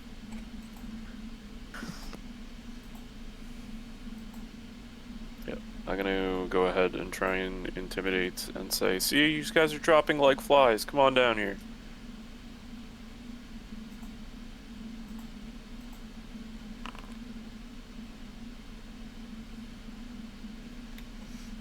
Stymied or vulnerable?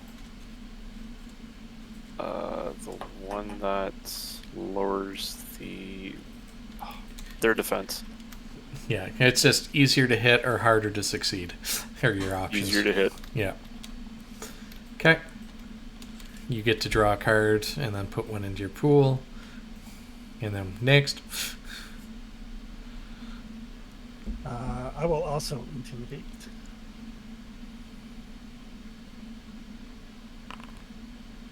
Oh my god. So what do you want for this player's choice? So that one, as I call out for it, its attention gets completely distracted, so the Daruni can finish it off. More than fair enough. All right, well, you get to draw a card, then everyone gets to pick up their pool, and your hand size is now 5. I'll let you deal with that bookkeeping. I'm also going to take a short 5 minutes-ish bathroom/rehydrate break, and then we'll pick up from there.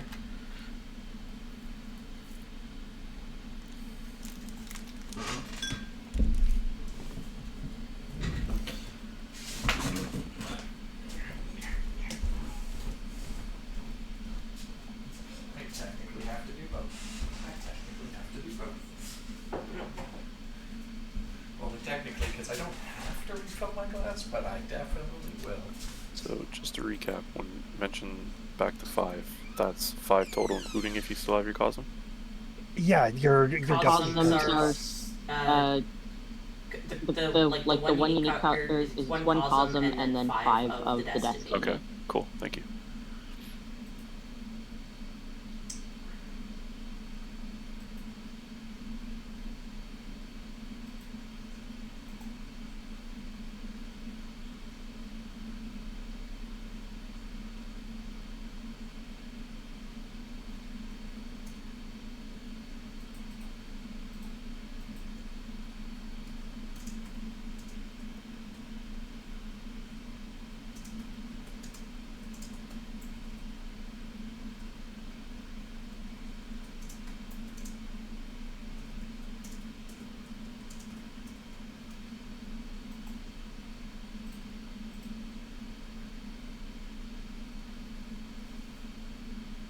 Totally need some like rocking hold music right about now.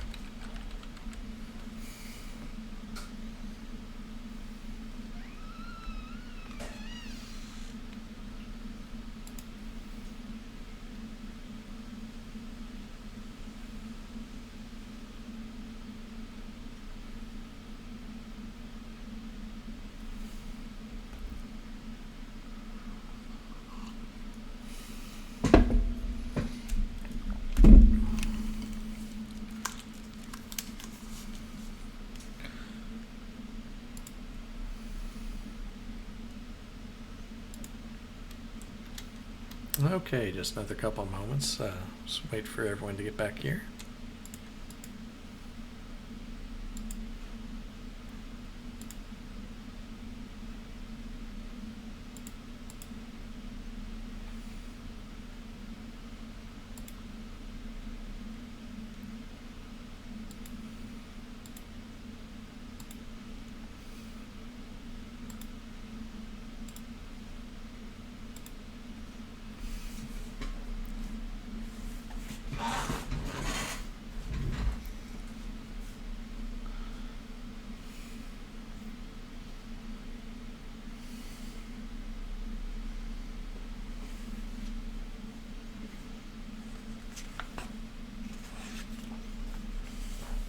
I'm back. Same. Yep. I think we might be just waiting for Alex.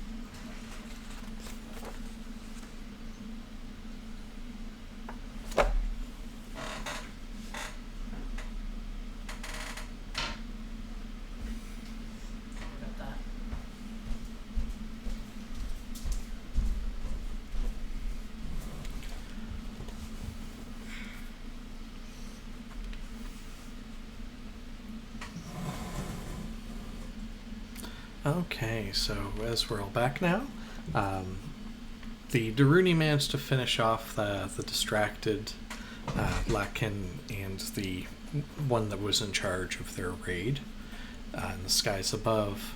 You get the feeling that they're, because it's kind of hard to make out at that height and distance, but you get the feeling that they've turned and are looking towards you, and that becomes pretty clear that they must have passed some words back and forth as they are flying directly at you at now, down to where you are.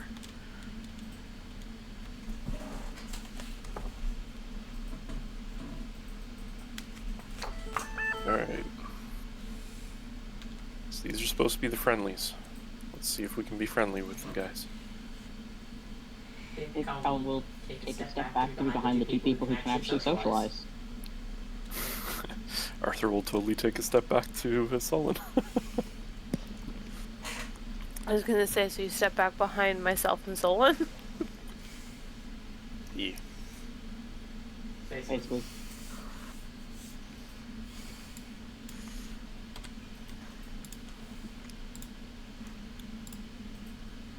Remember to put your pool back in your hand, and your hand size is 5 Destiny 1 Cosm.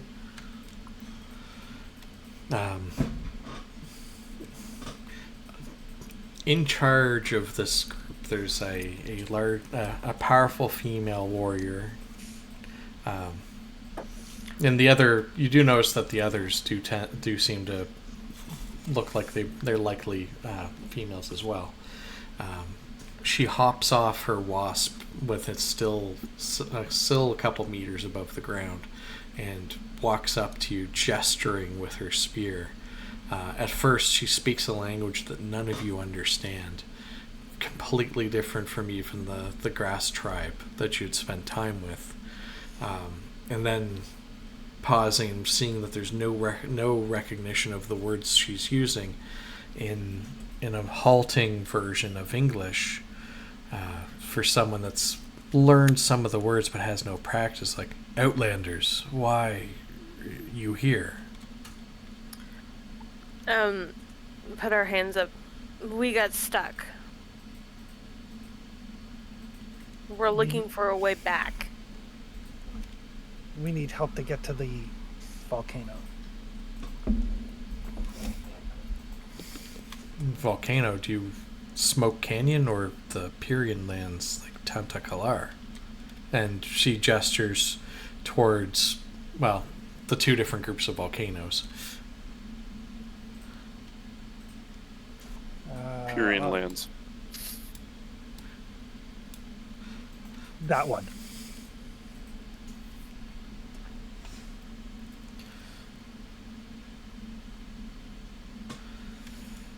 Normally, challenge required to ally with outsiders.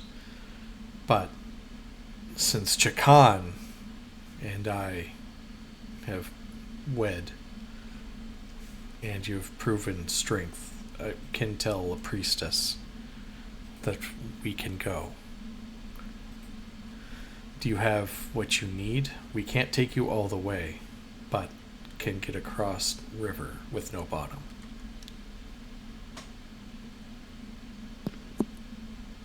Any help would be appreciated. And we only have what we have, so. Need food, water? Yes and yes. Supplies are always helpful.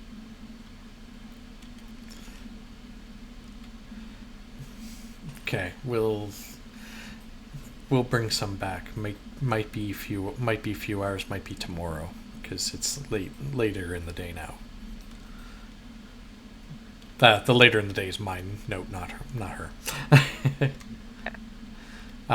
She gestures towards the other surviving riders and the wasp without a rider, and speaks in their natural tongue, and you see them come over and they basically start strapping the Lakins to leashed harnesses with the intent to drag them into the gorge. I'll take a moment. Did Arthur took a wound, didn't he? Yes, he did. Yep.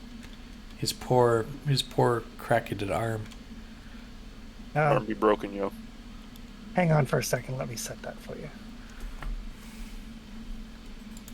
I've seen this in a movie once. Don't go well. I'll find a stick. Here, bite down on this. Arthur bites down on whatever he passes.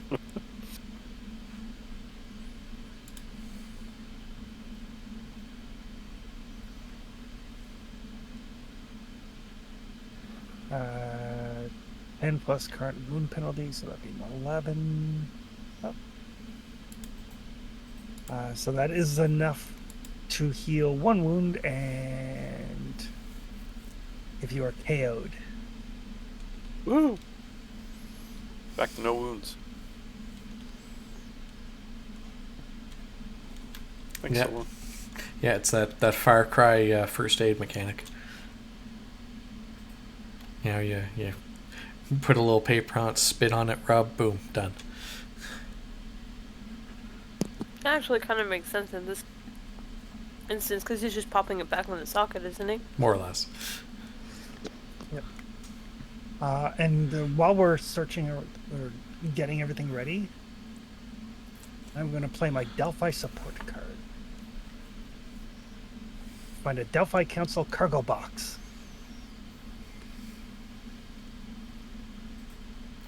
Indeed. Wow, that was lovely. Apparently with sweet fuck all in it. All possibility that actually. Okay. So something in it up to value 12.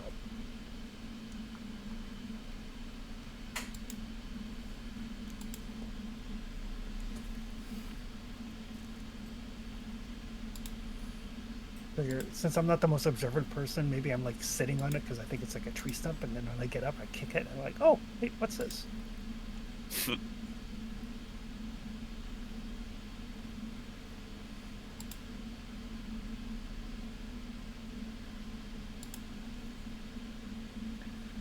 Oh, and do we get possibilities from the Dino Attack card? Yes. It is only one each, but it's still a possibility. Excellent.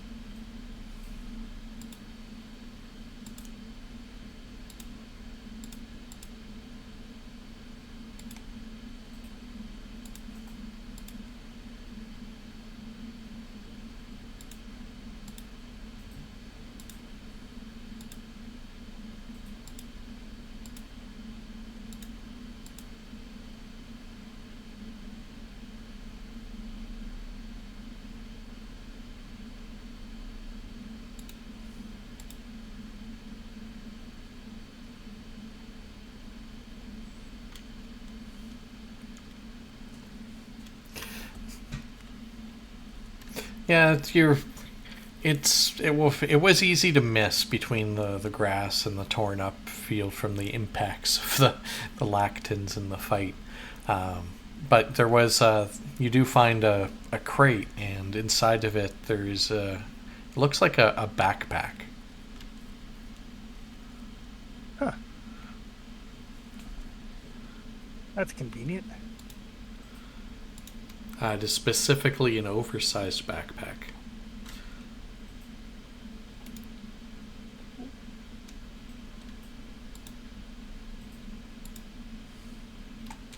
Check and see if there's anything in it. There's some water skins and limbus bread. It clearly was previously carried by an Eilish storm knight that must have lost it here when they set up camp, and they may have been ambushed in the night. Well, their loss is our gain. Got some food and water.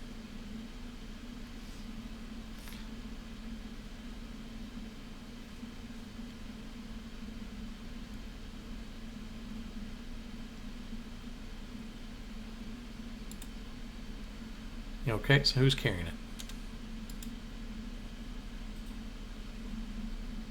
I'll pass it to Mose. Sure. I'd strap it on. It's now in your gear.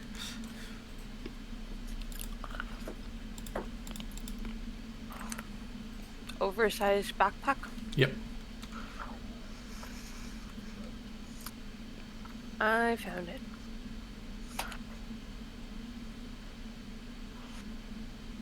How do I add gear? That feels like a really basic question that I should probably know the answer to.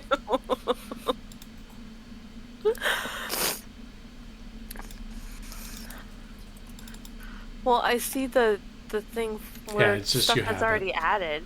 Yeah, you have it, so this isn't like micromanaged storage as long as you don't have to worry about your weight. And since you can basically stuff all your other stuff into it, including your backpack. Okay. And there's your loaf of ration bread, aka limbus bread.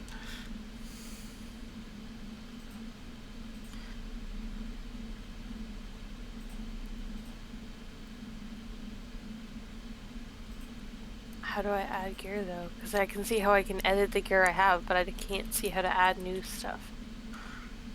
What do you mean by add new stuff? Like put it onto your sheet? Yeah. There's the the suitcase icon on the top right for items, and you have to find it and basically you drag it into your character sheet, which is what I'm currently doing to you. Oh, okay. That is probably why okay.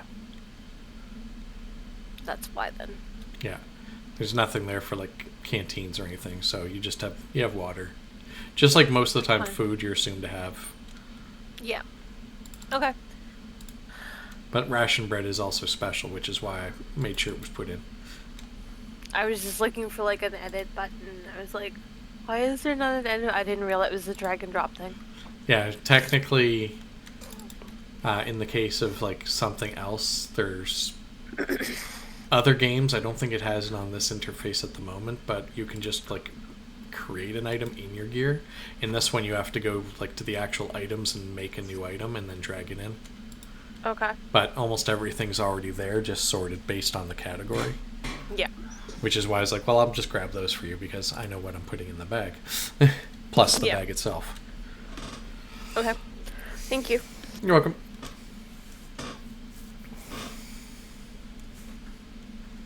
So despite camping near the lip of the gorge in the area, like she indicated probably is the best spot, you do kind of worry, but it's a fairly quiet night overall. Helifez, the artificial sun, doesn't really disappear, just clouds cover it a bit more, so it gets a little dimmer and darker again. One of the disadvantages of not sleeping inside a building. Or down in a mist-covered valley.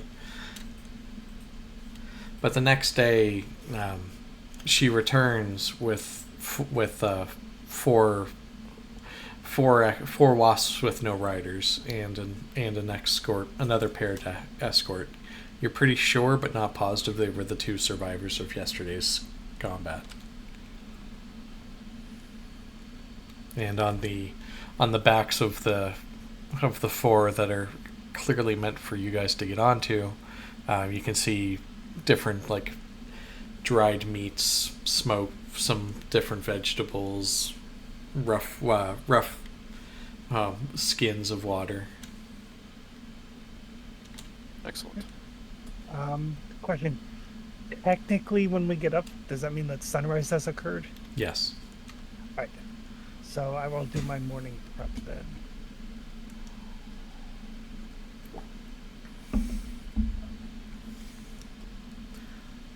So I will cast Calling the Quarters first.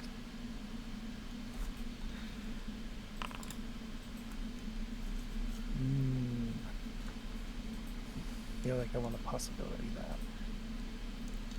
It is one of your important ones.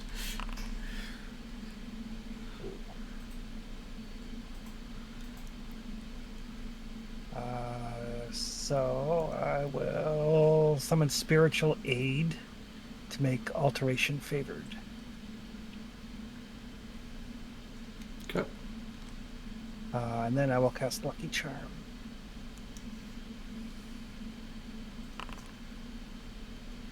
Son of a bitch. Wow. But Lucky Charm is Alteration, so it's favored. There's a reason I do them in a specific order. Yeah. That's a standard success.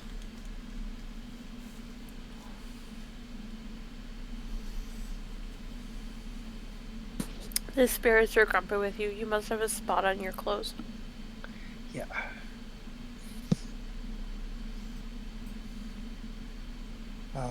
But it does take me 20 minutes. Yeah, so about the time you're done is when she arrives with the riders and the mounts. Oh, good. Yes, I would try to do it before they arrive because you never know how people are going to react to magic. Yeah.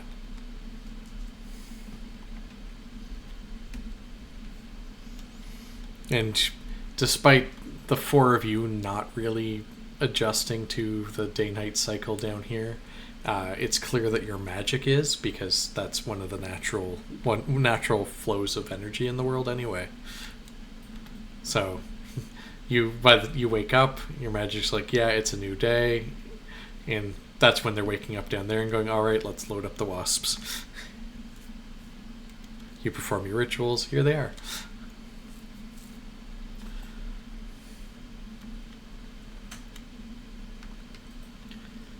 Okay. These are mounts. Will carry you. Do not anger. They are wasps.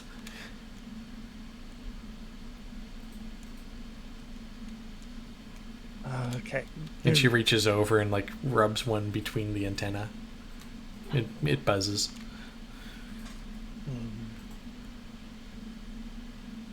So it's better than climbing. I like the wasp friends.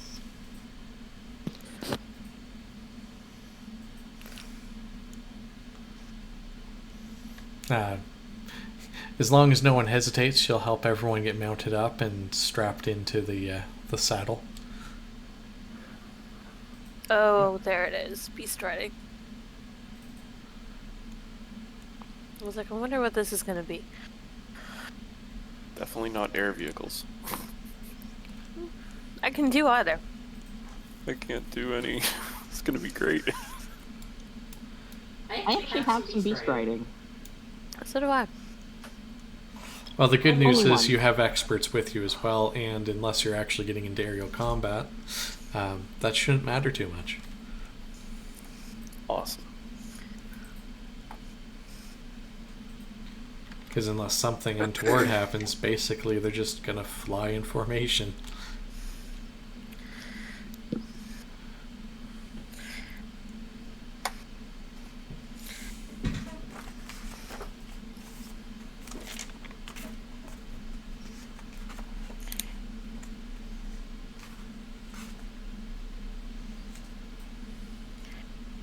Matilda likes the wasps.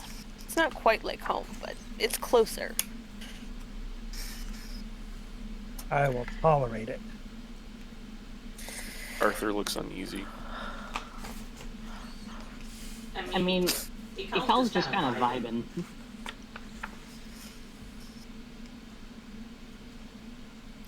I feel like Ikal and Matilda are very simple creatures. Yep.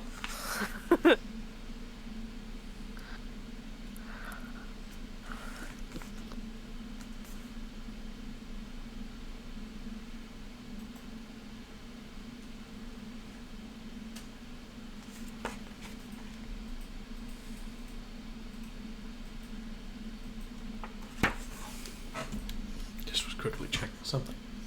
Okay.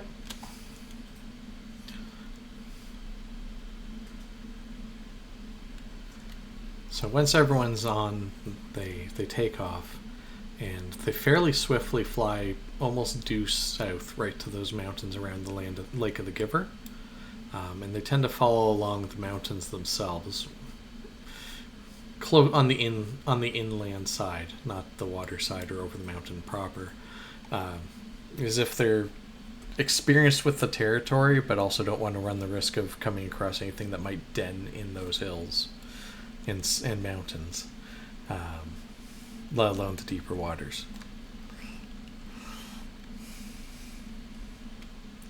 You fly along for the better part of the day in your normal experience of it as hours pass by, with no real problems. You see that the land below teems with activity. Like, you see different predators and prey situations happening.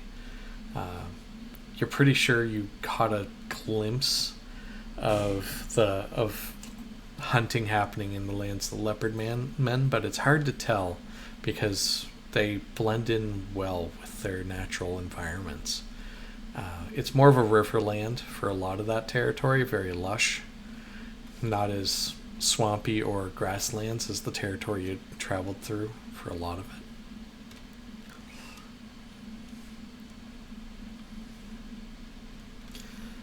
But as you're about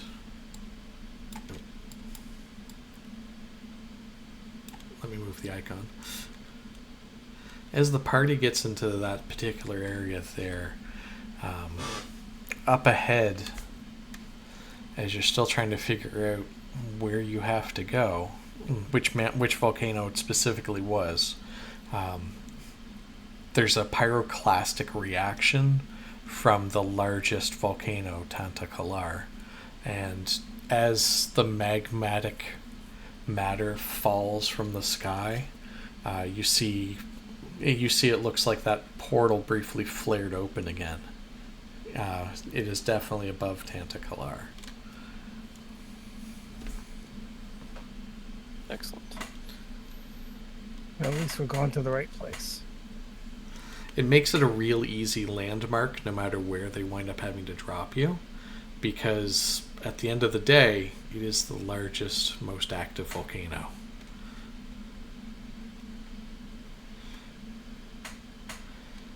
But as they reach here, the wasps fly much closer to the ground, almost skimming the stones themselves.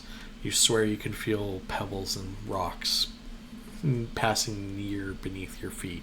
That's how close it is. The paranoia sets in on that. She gestures towards her warriors, and both of the accompanying warriors actively scan with their weapons and shields in hand.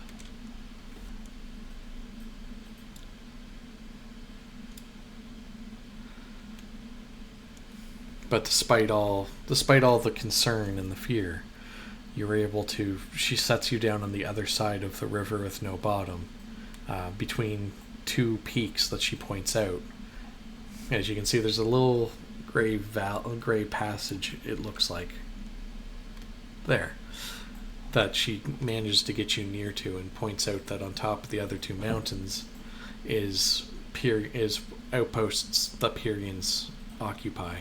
They can't go any further because they might run into a patrol, they might run into Serpentor enslavers, they might run into other creatures in the Pyrian territories. What is a Serpentor?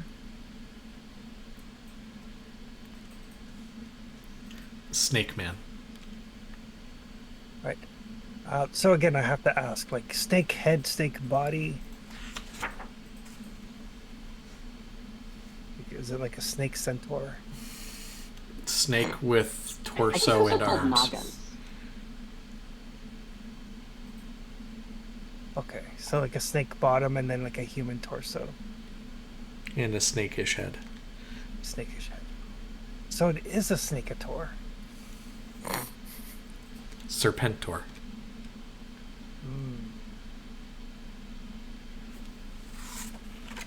This is just fascinating. Like, most of the books that dealt with this stuff have been outlawed back home, so. You could write a whole new one. No. The His problem with point score would go down.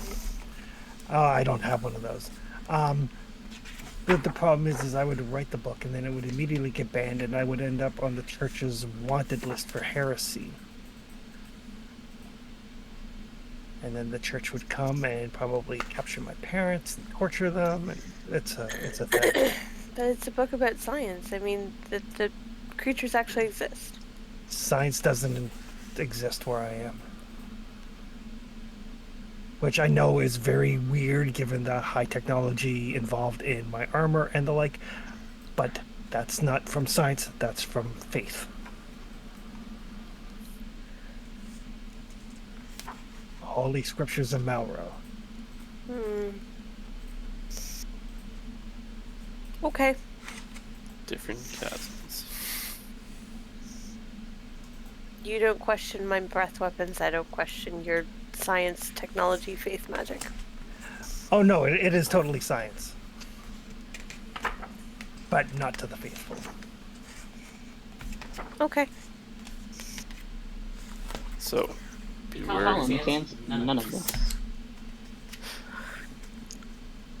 So, watch out for the serpent people and the other monsters that could be here, but otherwise we are going there, and I point to the really active volcano. We are going to the giant volcano. And jumping through the portal above it? preferably not in it. Yeah. No, that's the plan. How we're gonna do that safely, I do not know. Yeah, you can't quite see the portal from here, but you can tell which one is Tentacular very easily. I think our little wasp friend that brought me over and attempt to like pet its head similar to how she did it earlier. It buzzes. Scratch it behind the antennae.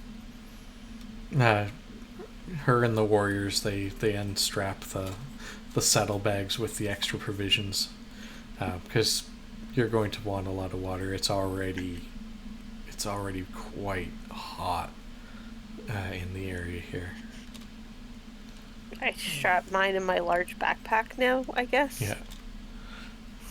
Matilda, you're pack muling, and Arthur brings his bags and put it in yours too. I knew I should have went for the strength upgrades. As long as it fits in, it holds up to 60 kilograms worth of stuff in a normal backpack, as long as you can actually put it in. So it feels like it's just like it weighs only slightly more than an empty backpack. It's a limited bag of holding. Limited. Sweet.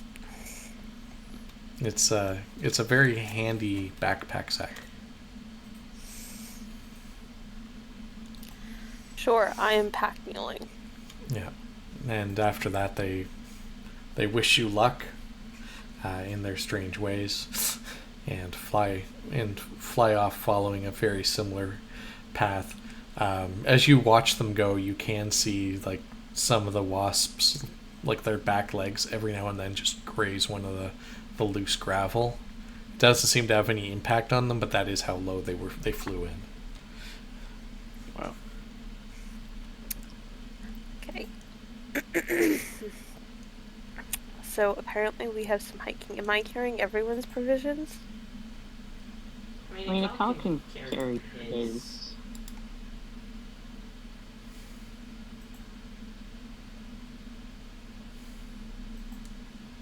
So apparently everyone's but a calls.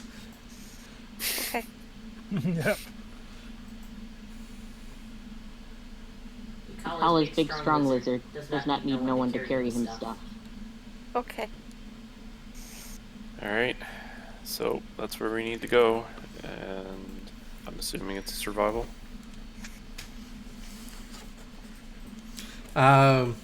It's fairly obvious the way you'll need to go to get there. You have a very obvious destination. Like I said, it's a volcano that has it has a civilization living around and on it. So it's very obvious, especially once you're this close. You're more looking at things like stealth checks to not run into patrols than you are looking at survival checks to make sure you're going the right way. Uh-oh. Let's go. We're all gonna get caught.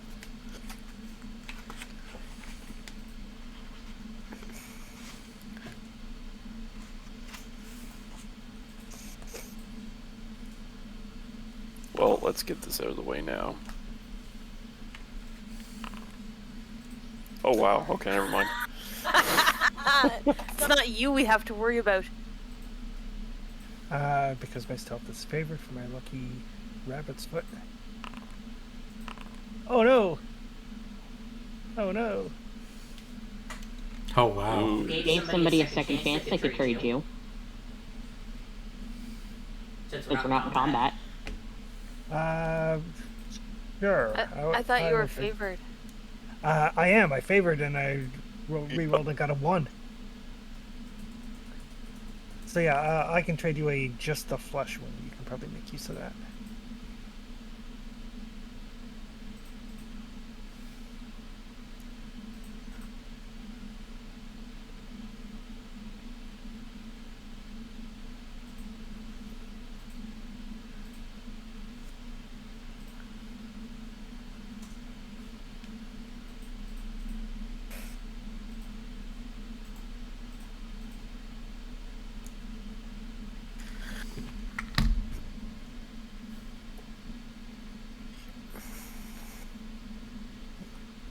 And I will use the second chance.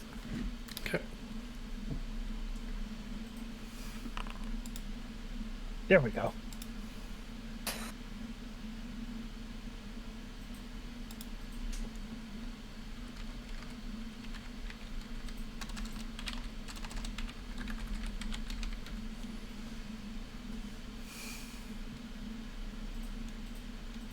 Hilarious.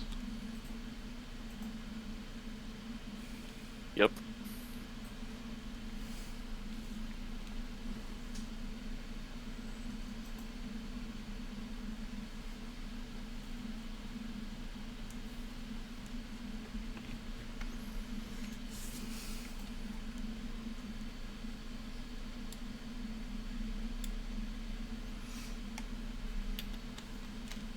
So taking your time, you're able to make your way closer and closer to Tantakalar. There is a brief moment where Solon wandered slightly ahead and looked like there was... It looked like she was about to be noticed by someone nearby. But just out of pure luck, a molten rock just came tumbling down a different cliff face and splashed into one of the nearby fairly constant magma streams, drawing the attention away. You're able to see as you slide back under cover, it looks like it's a group of a good half dozen snake people, the Serpentors, leading a bunch of different humanoids chained together on their way directly to Tantakalar. It looks like they came from the southern, more southern outpost that you skirted in between when you arrived. And since they don't see you, they seem quite happy to continue on their way, cracking their whip, barking in their hissing language at the slaves, etc.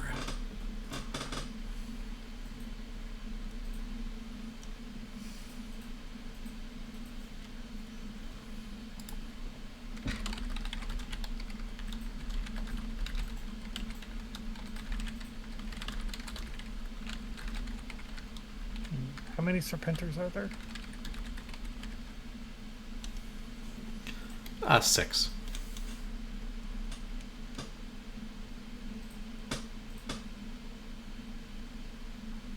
Right. I don't know about you guys, but as much as I eschew violence, I have a strong dislike for slavery.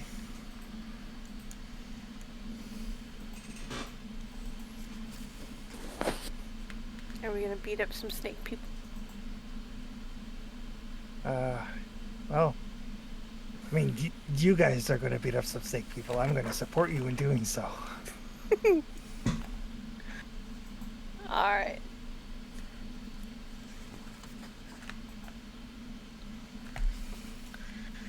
Yeah, slavery strikes too close to home.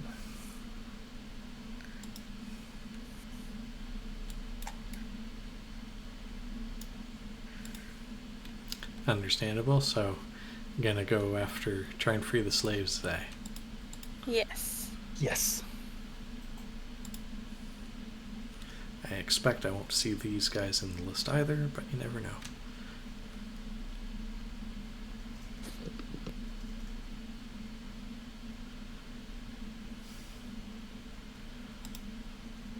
Yeah, unfortunately, it only became a thing later on that they made sure that other than major NPCs, you had most of your threats for the things they presented in in other parts of the game. Since, you know, they have stat blocks from, for example, the God Box, but there's no God Box threats that you can just throw in other than the named guys.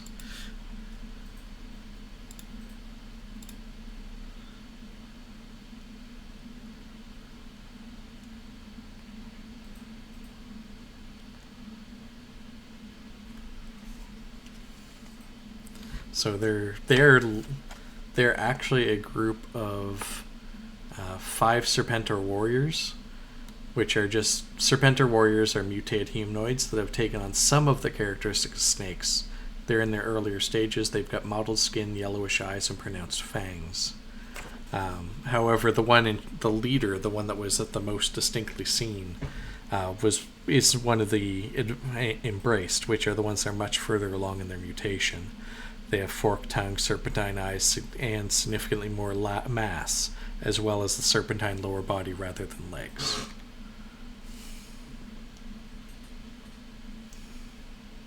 Okay.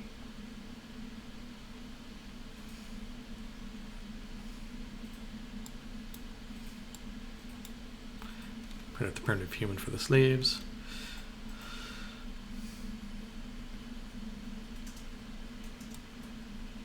And a Skeleraptor will represent the different Serpentors for me just putting them in the combat pool.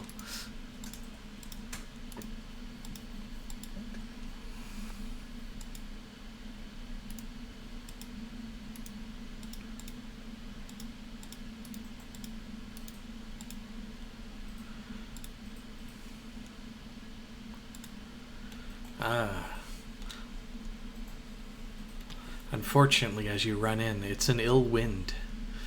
Villains' missile weapons gain an extra 10 meters of range. Heroes will go first, but you have to deal with a surge. Villains go second. Attack is the approved action, so that does favor the group technically. Oof, not a 1. Yep, make your not a 1 checks, people.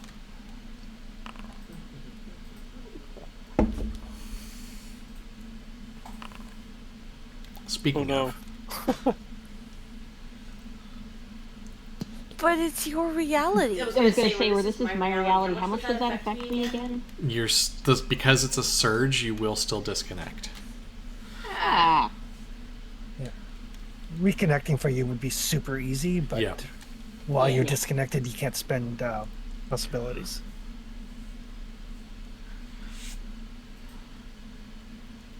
Yeah, especially because this is dominant, so you're at a +4 anyway. Everyone else is at -4. So it's only their missile weapons? Yep. Ugh, that's annoying.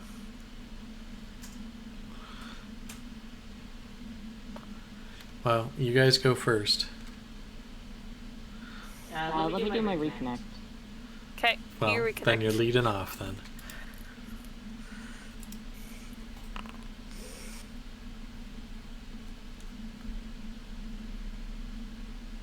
I think I did the thing.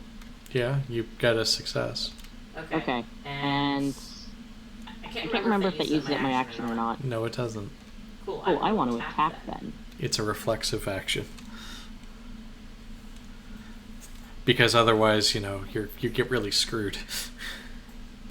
Okay, so I see the primitive humans and I see the Skeleraptor. The Skeleraptors are representing them. The stats aren't actually there.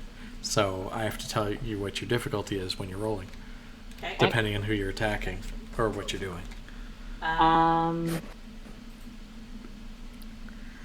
many moves are there again? There's 5 warriors and 1 embraced. The embraced is the snake body. I'm gonna go straight for the embrace. Okay.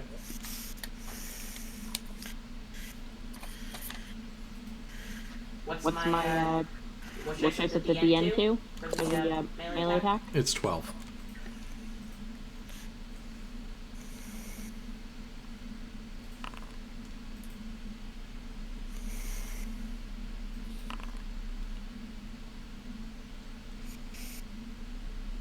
Okay.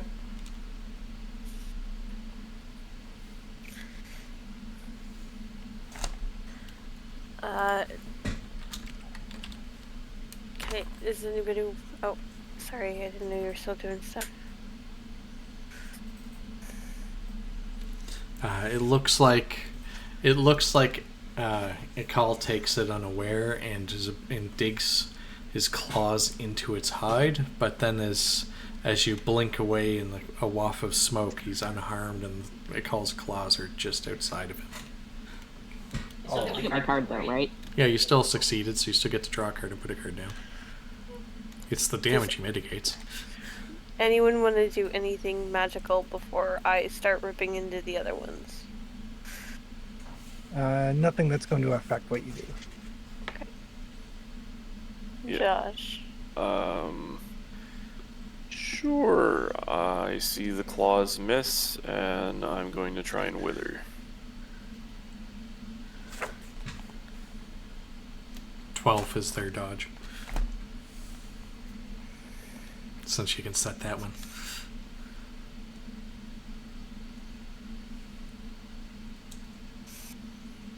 Where do I set it against the skill test? Top corner. Top left, it's where it says standard, you can change it. Oh, thank you.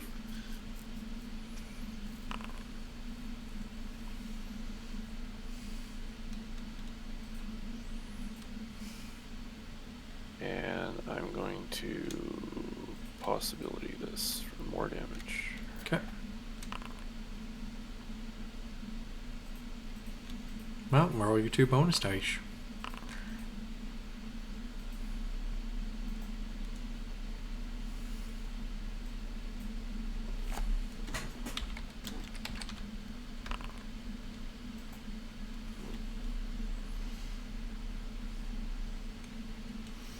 Okay, you see, it looks like, for a moment, it looks like he's collapsing in upon himself.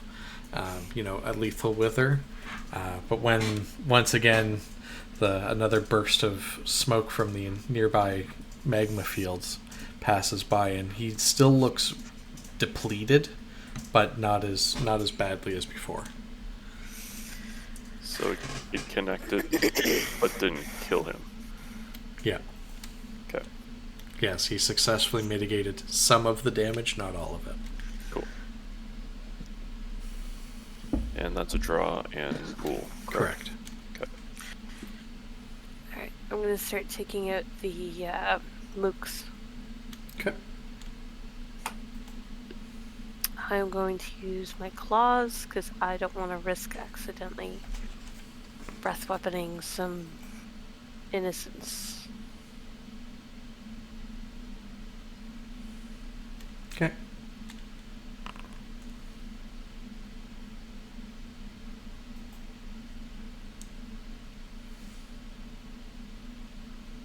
Is that enough damage to... That is a successful hit. You've not fought one before, but as your claws, your diamond claws dig in just as it tries to bring its spear up, unfortunately it's not in time. You dig into its chest and it collapses. Sweet. One mook down. Alrighty. I am going You may to draw a look at... card and put one down. Yay. So yeah, I'm gonna look at the boss guy and be like, Arma's a bitch, and I'm gonna cast Law of Return on him. It's against his dodge. Which is 12. Okay. God damn it. Oh, there we go. A good success.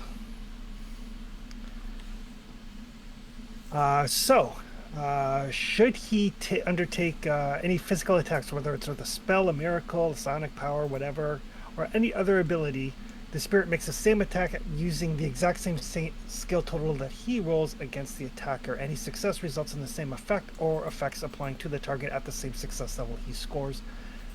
Because of the good result, also an extra bonus damage on top of whatever he does gets inflicted back on him. Okay.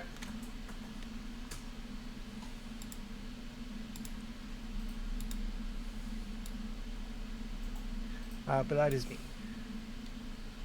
And once again, that's successful attack. So draw a card, put one in. Actually, it's not. Oh, that's right. Yeah. Because otherwise you would be dinged. Yeah. But you get to put a card down anyway. Yep. That's successful act. Yep. We'll play monologue. Oh, jeez.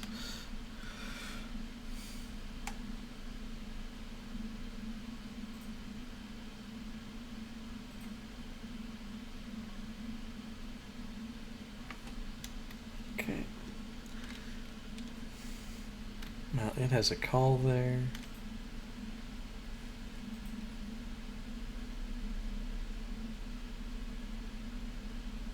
Oh, in case it matters, he is actually aware of what the effects of his physical attacks will be upon him. Yeah.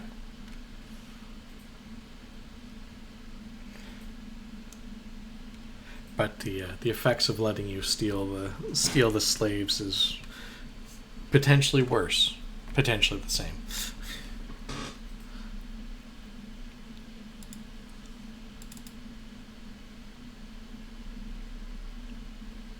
I just like the fact that he knows that he's going to get dinged, and he's like, fuck it. It really is.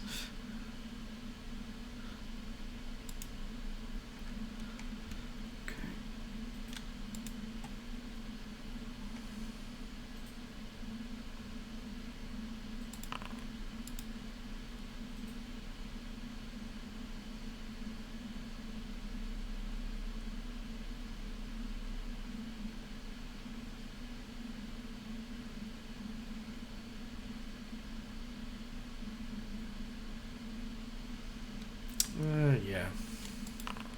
It matters enough to him.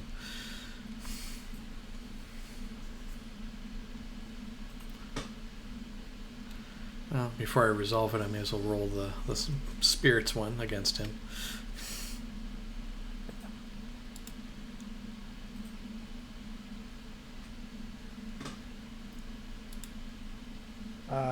So the 14 is applied against him, and Yep. if it's a hit, then he takes the same success level. Exactly. That's why I was like, yep.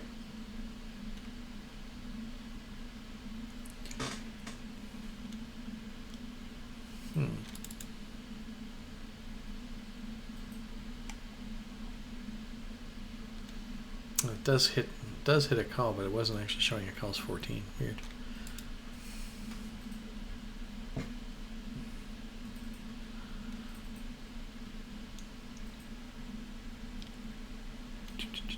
I have to look up poison in just a second. Poison. Oh no.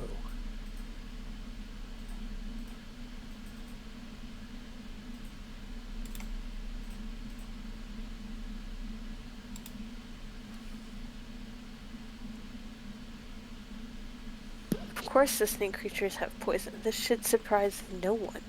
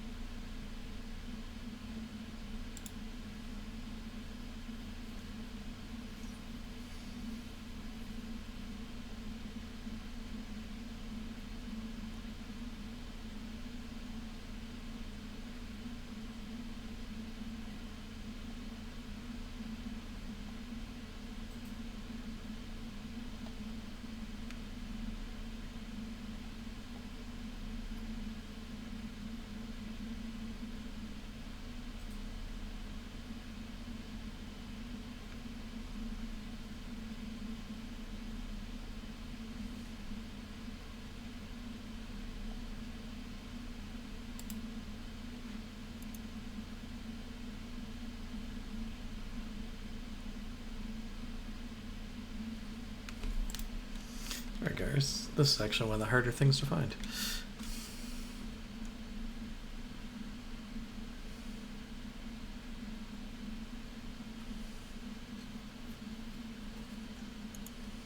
What is it you're trying to find? Poison rules.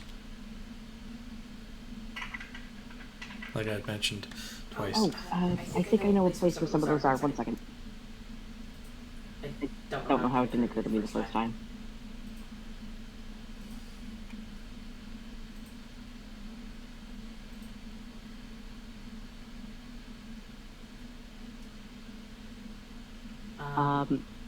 Living Land Sourcebook Poisons in the gear section. Yeah, it's also supposed to be in core. That's what it keeps referring to.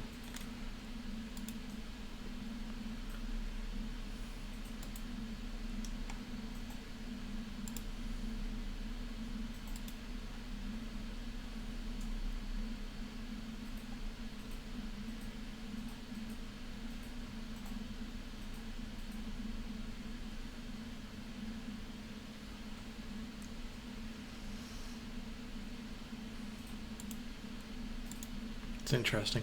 Alright, so I have that there for that. Back to the combat check, sorry. What is your toughness, Alex? My toughness is 11. Okay, so you are taking 2 points of shock.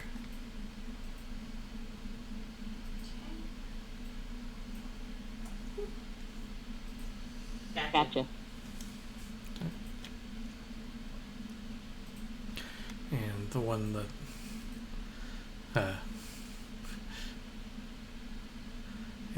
that didn't die. No, because one did die. So one of the others, two of the others will go after Mouse because Mouse came straight in, and one of each of the others will go after the casters.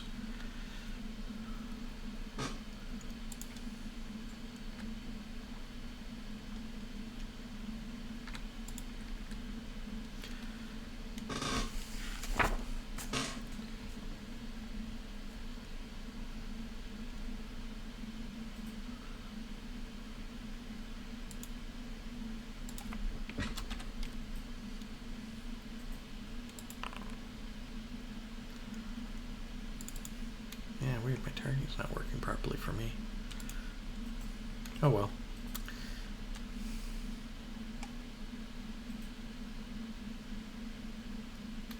Oh, I forgot the plus one because they're helping, so they do just hit Mouse. But since I have Mouse's sheet open to check the hit anyway. Mouse is taking 1 point of shock.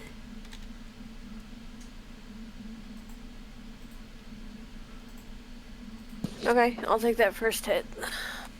Yep.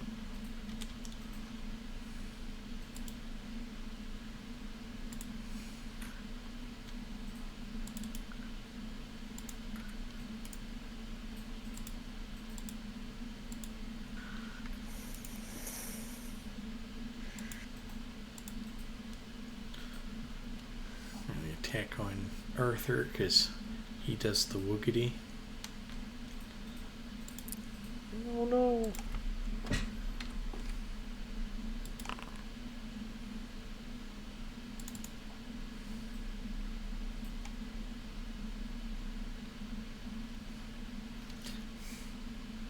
Oh no, Arthur is significantly weaker. He's looking at 1 wound and 2 shock. Let's go.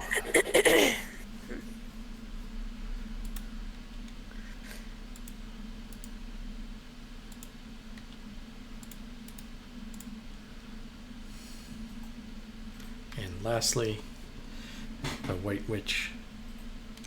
Oh no.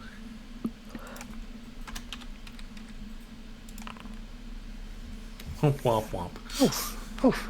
Ah.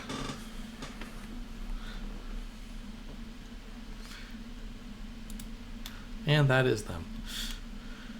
Oh, did the guy that attacked Ekal take his extra bonus die of damage on hitting himself?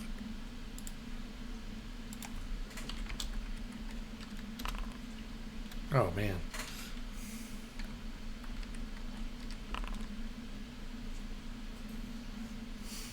I'm gonna call this my stop hitting yourself spell.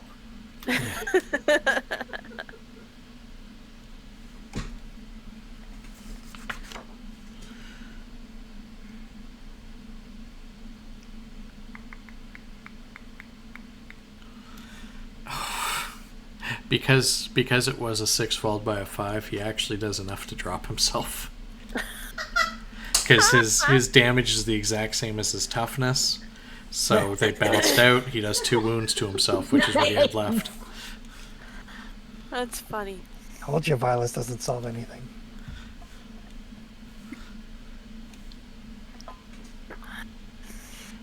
Really? Because it seems to be solving this problem just fine. Now, excuse me while I go commit more violence on these guys. Hey, don't think too hard, okay? Any character with a social axiom of 8 or higher must roll to avoid disconnection as if a surge had occurred. My Social charisma is only 7. Not your charisma, your social axiom for your cosm. Ah, god What damn is it. it? Any Oh, character okay, that good. has a social axiom of 8 or higher has to roll or be disconnected. Woo! So it's Social another axiom. it's another not a 1 check. Yes! So, social axiom of 18 says what? Right. Villains go first, heroes go second. Any multi-action is the approved action. So I haven't had that card in my hand yet.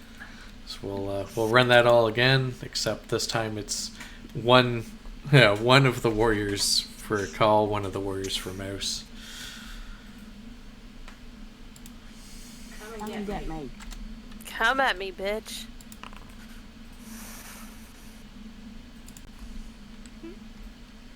Or not.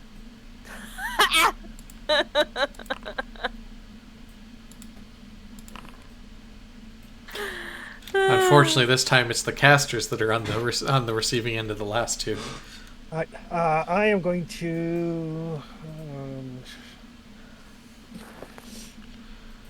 I'm going to actively No, I'm not going to actively defend. It's not going to be enough.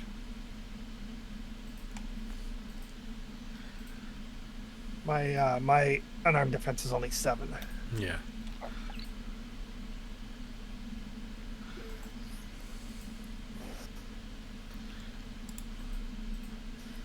Well, in both cases, just 1 bonus die. So I'll just keep the same result.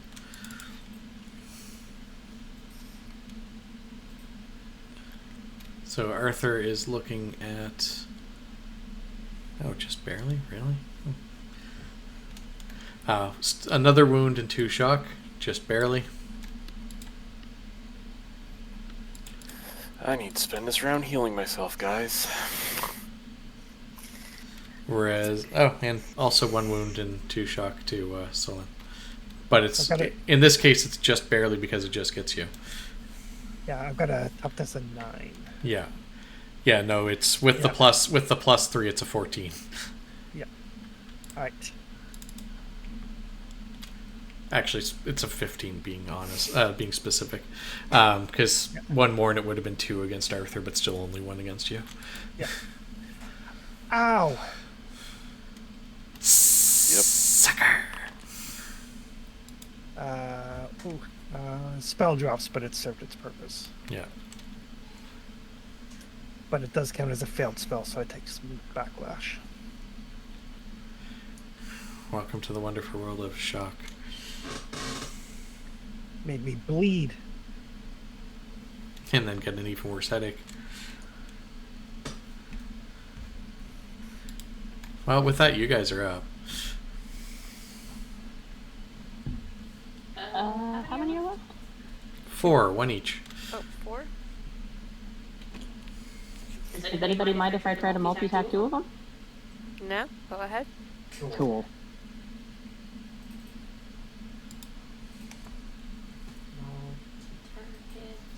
What's my DN for melee? 11, so give yourself a -1 to whatever modifier.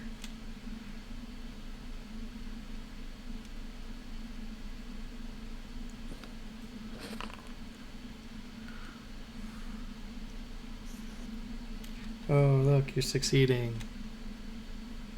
Oh, look, your base damage kills 2 of them.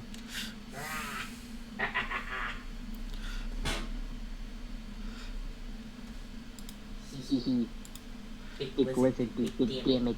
So that's 2 more down, and you can put a card down. There's 2 left. They're reaping havoc amongst your casters. Yeah, I'm gonna try and finish off Yep. the last 2. Give me 1 sec first. Okay. Alright. These guys don't look really terribly bright, so I'm going to be like, hey, what's that over there? And I'm going to try to trick them. And I'm also going to cast Enhance on Mouse. Yeah, that sounds like one will do.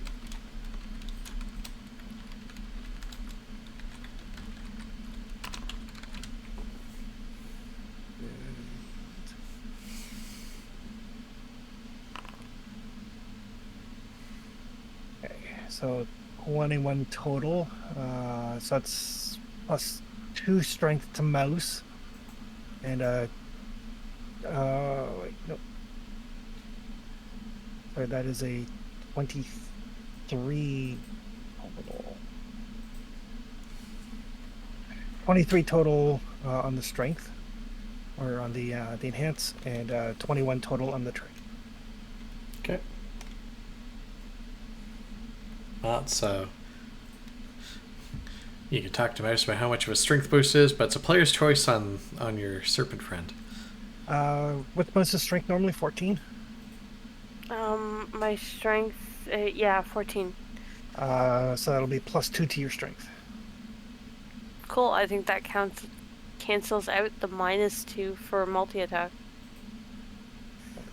So yeah, and the player's call, basically, as I go, hey, what's that over there? He like turns and kind of trips and falls onto like Mouse's like knife blades. I'm like, oh. Okay. Oh. I'm sorry. Sweet.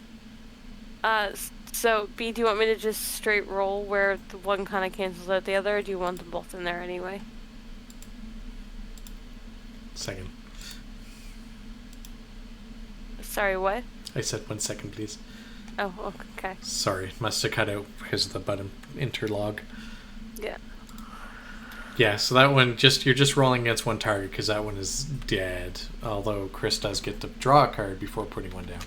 Yep, I did. Okay then. So I get a +2. Yeah, because the base damage on your claws is enough to kill it. So, yeah, it's like it's not wounded; it's dead. Sweet. Oh, I wasn't trying to roll missile weapons. Shit, sorry. Well, 7 again on your melee is a 12, which is because it's 1 lower. So it's still a success, which is still enough to kill it. Sweet. So now you have about a dozen various humanoids chained together. I'm gonna heal myself. Quick, take that action before the combat ends. Oh, Thank look you. at that. Fully back to normal.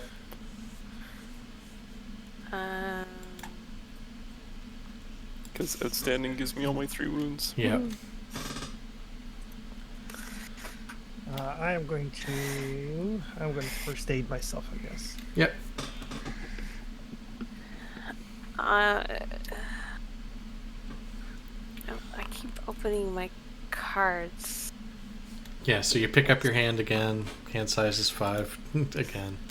I will use my hero card that's down. Oh, wow. Some of those things I can't afford to fail a roll, because if I fail Yeah. a roll, all of my favorite goes away. Yep. So, be back about the ones you can get rid of if it says you can redraw a new card. Yep. I got Romance in my hand, but I didn't have it in my pool. Is that a discard, or I can... No, you're picking up back to your hand before you settle up your hand size. So you're just playing it as a discard and getting a possibility and drawing another card and then whittling your hand down.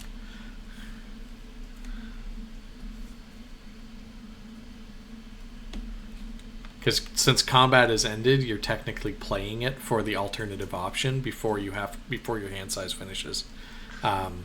It's like stacking effects. Okay. I've played enough of that crazy game to go, yeah, there's phase time that allows you to do it.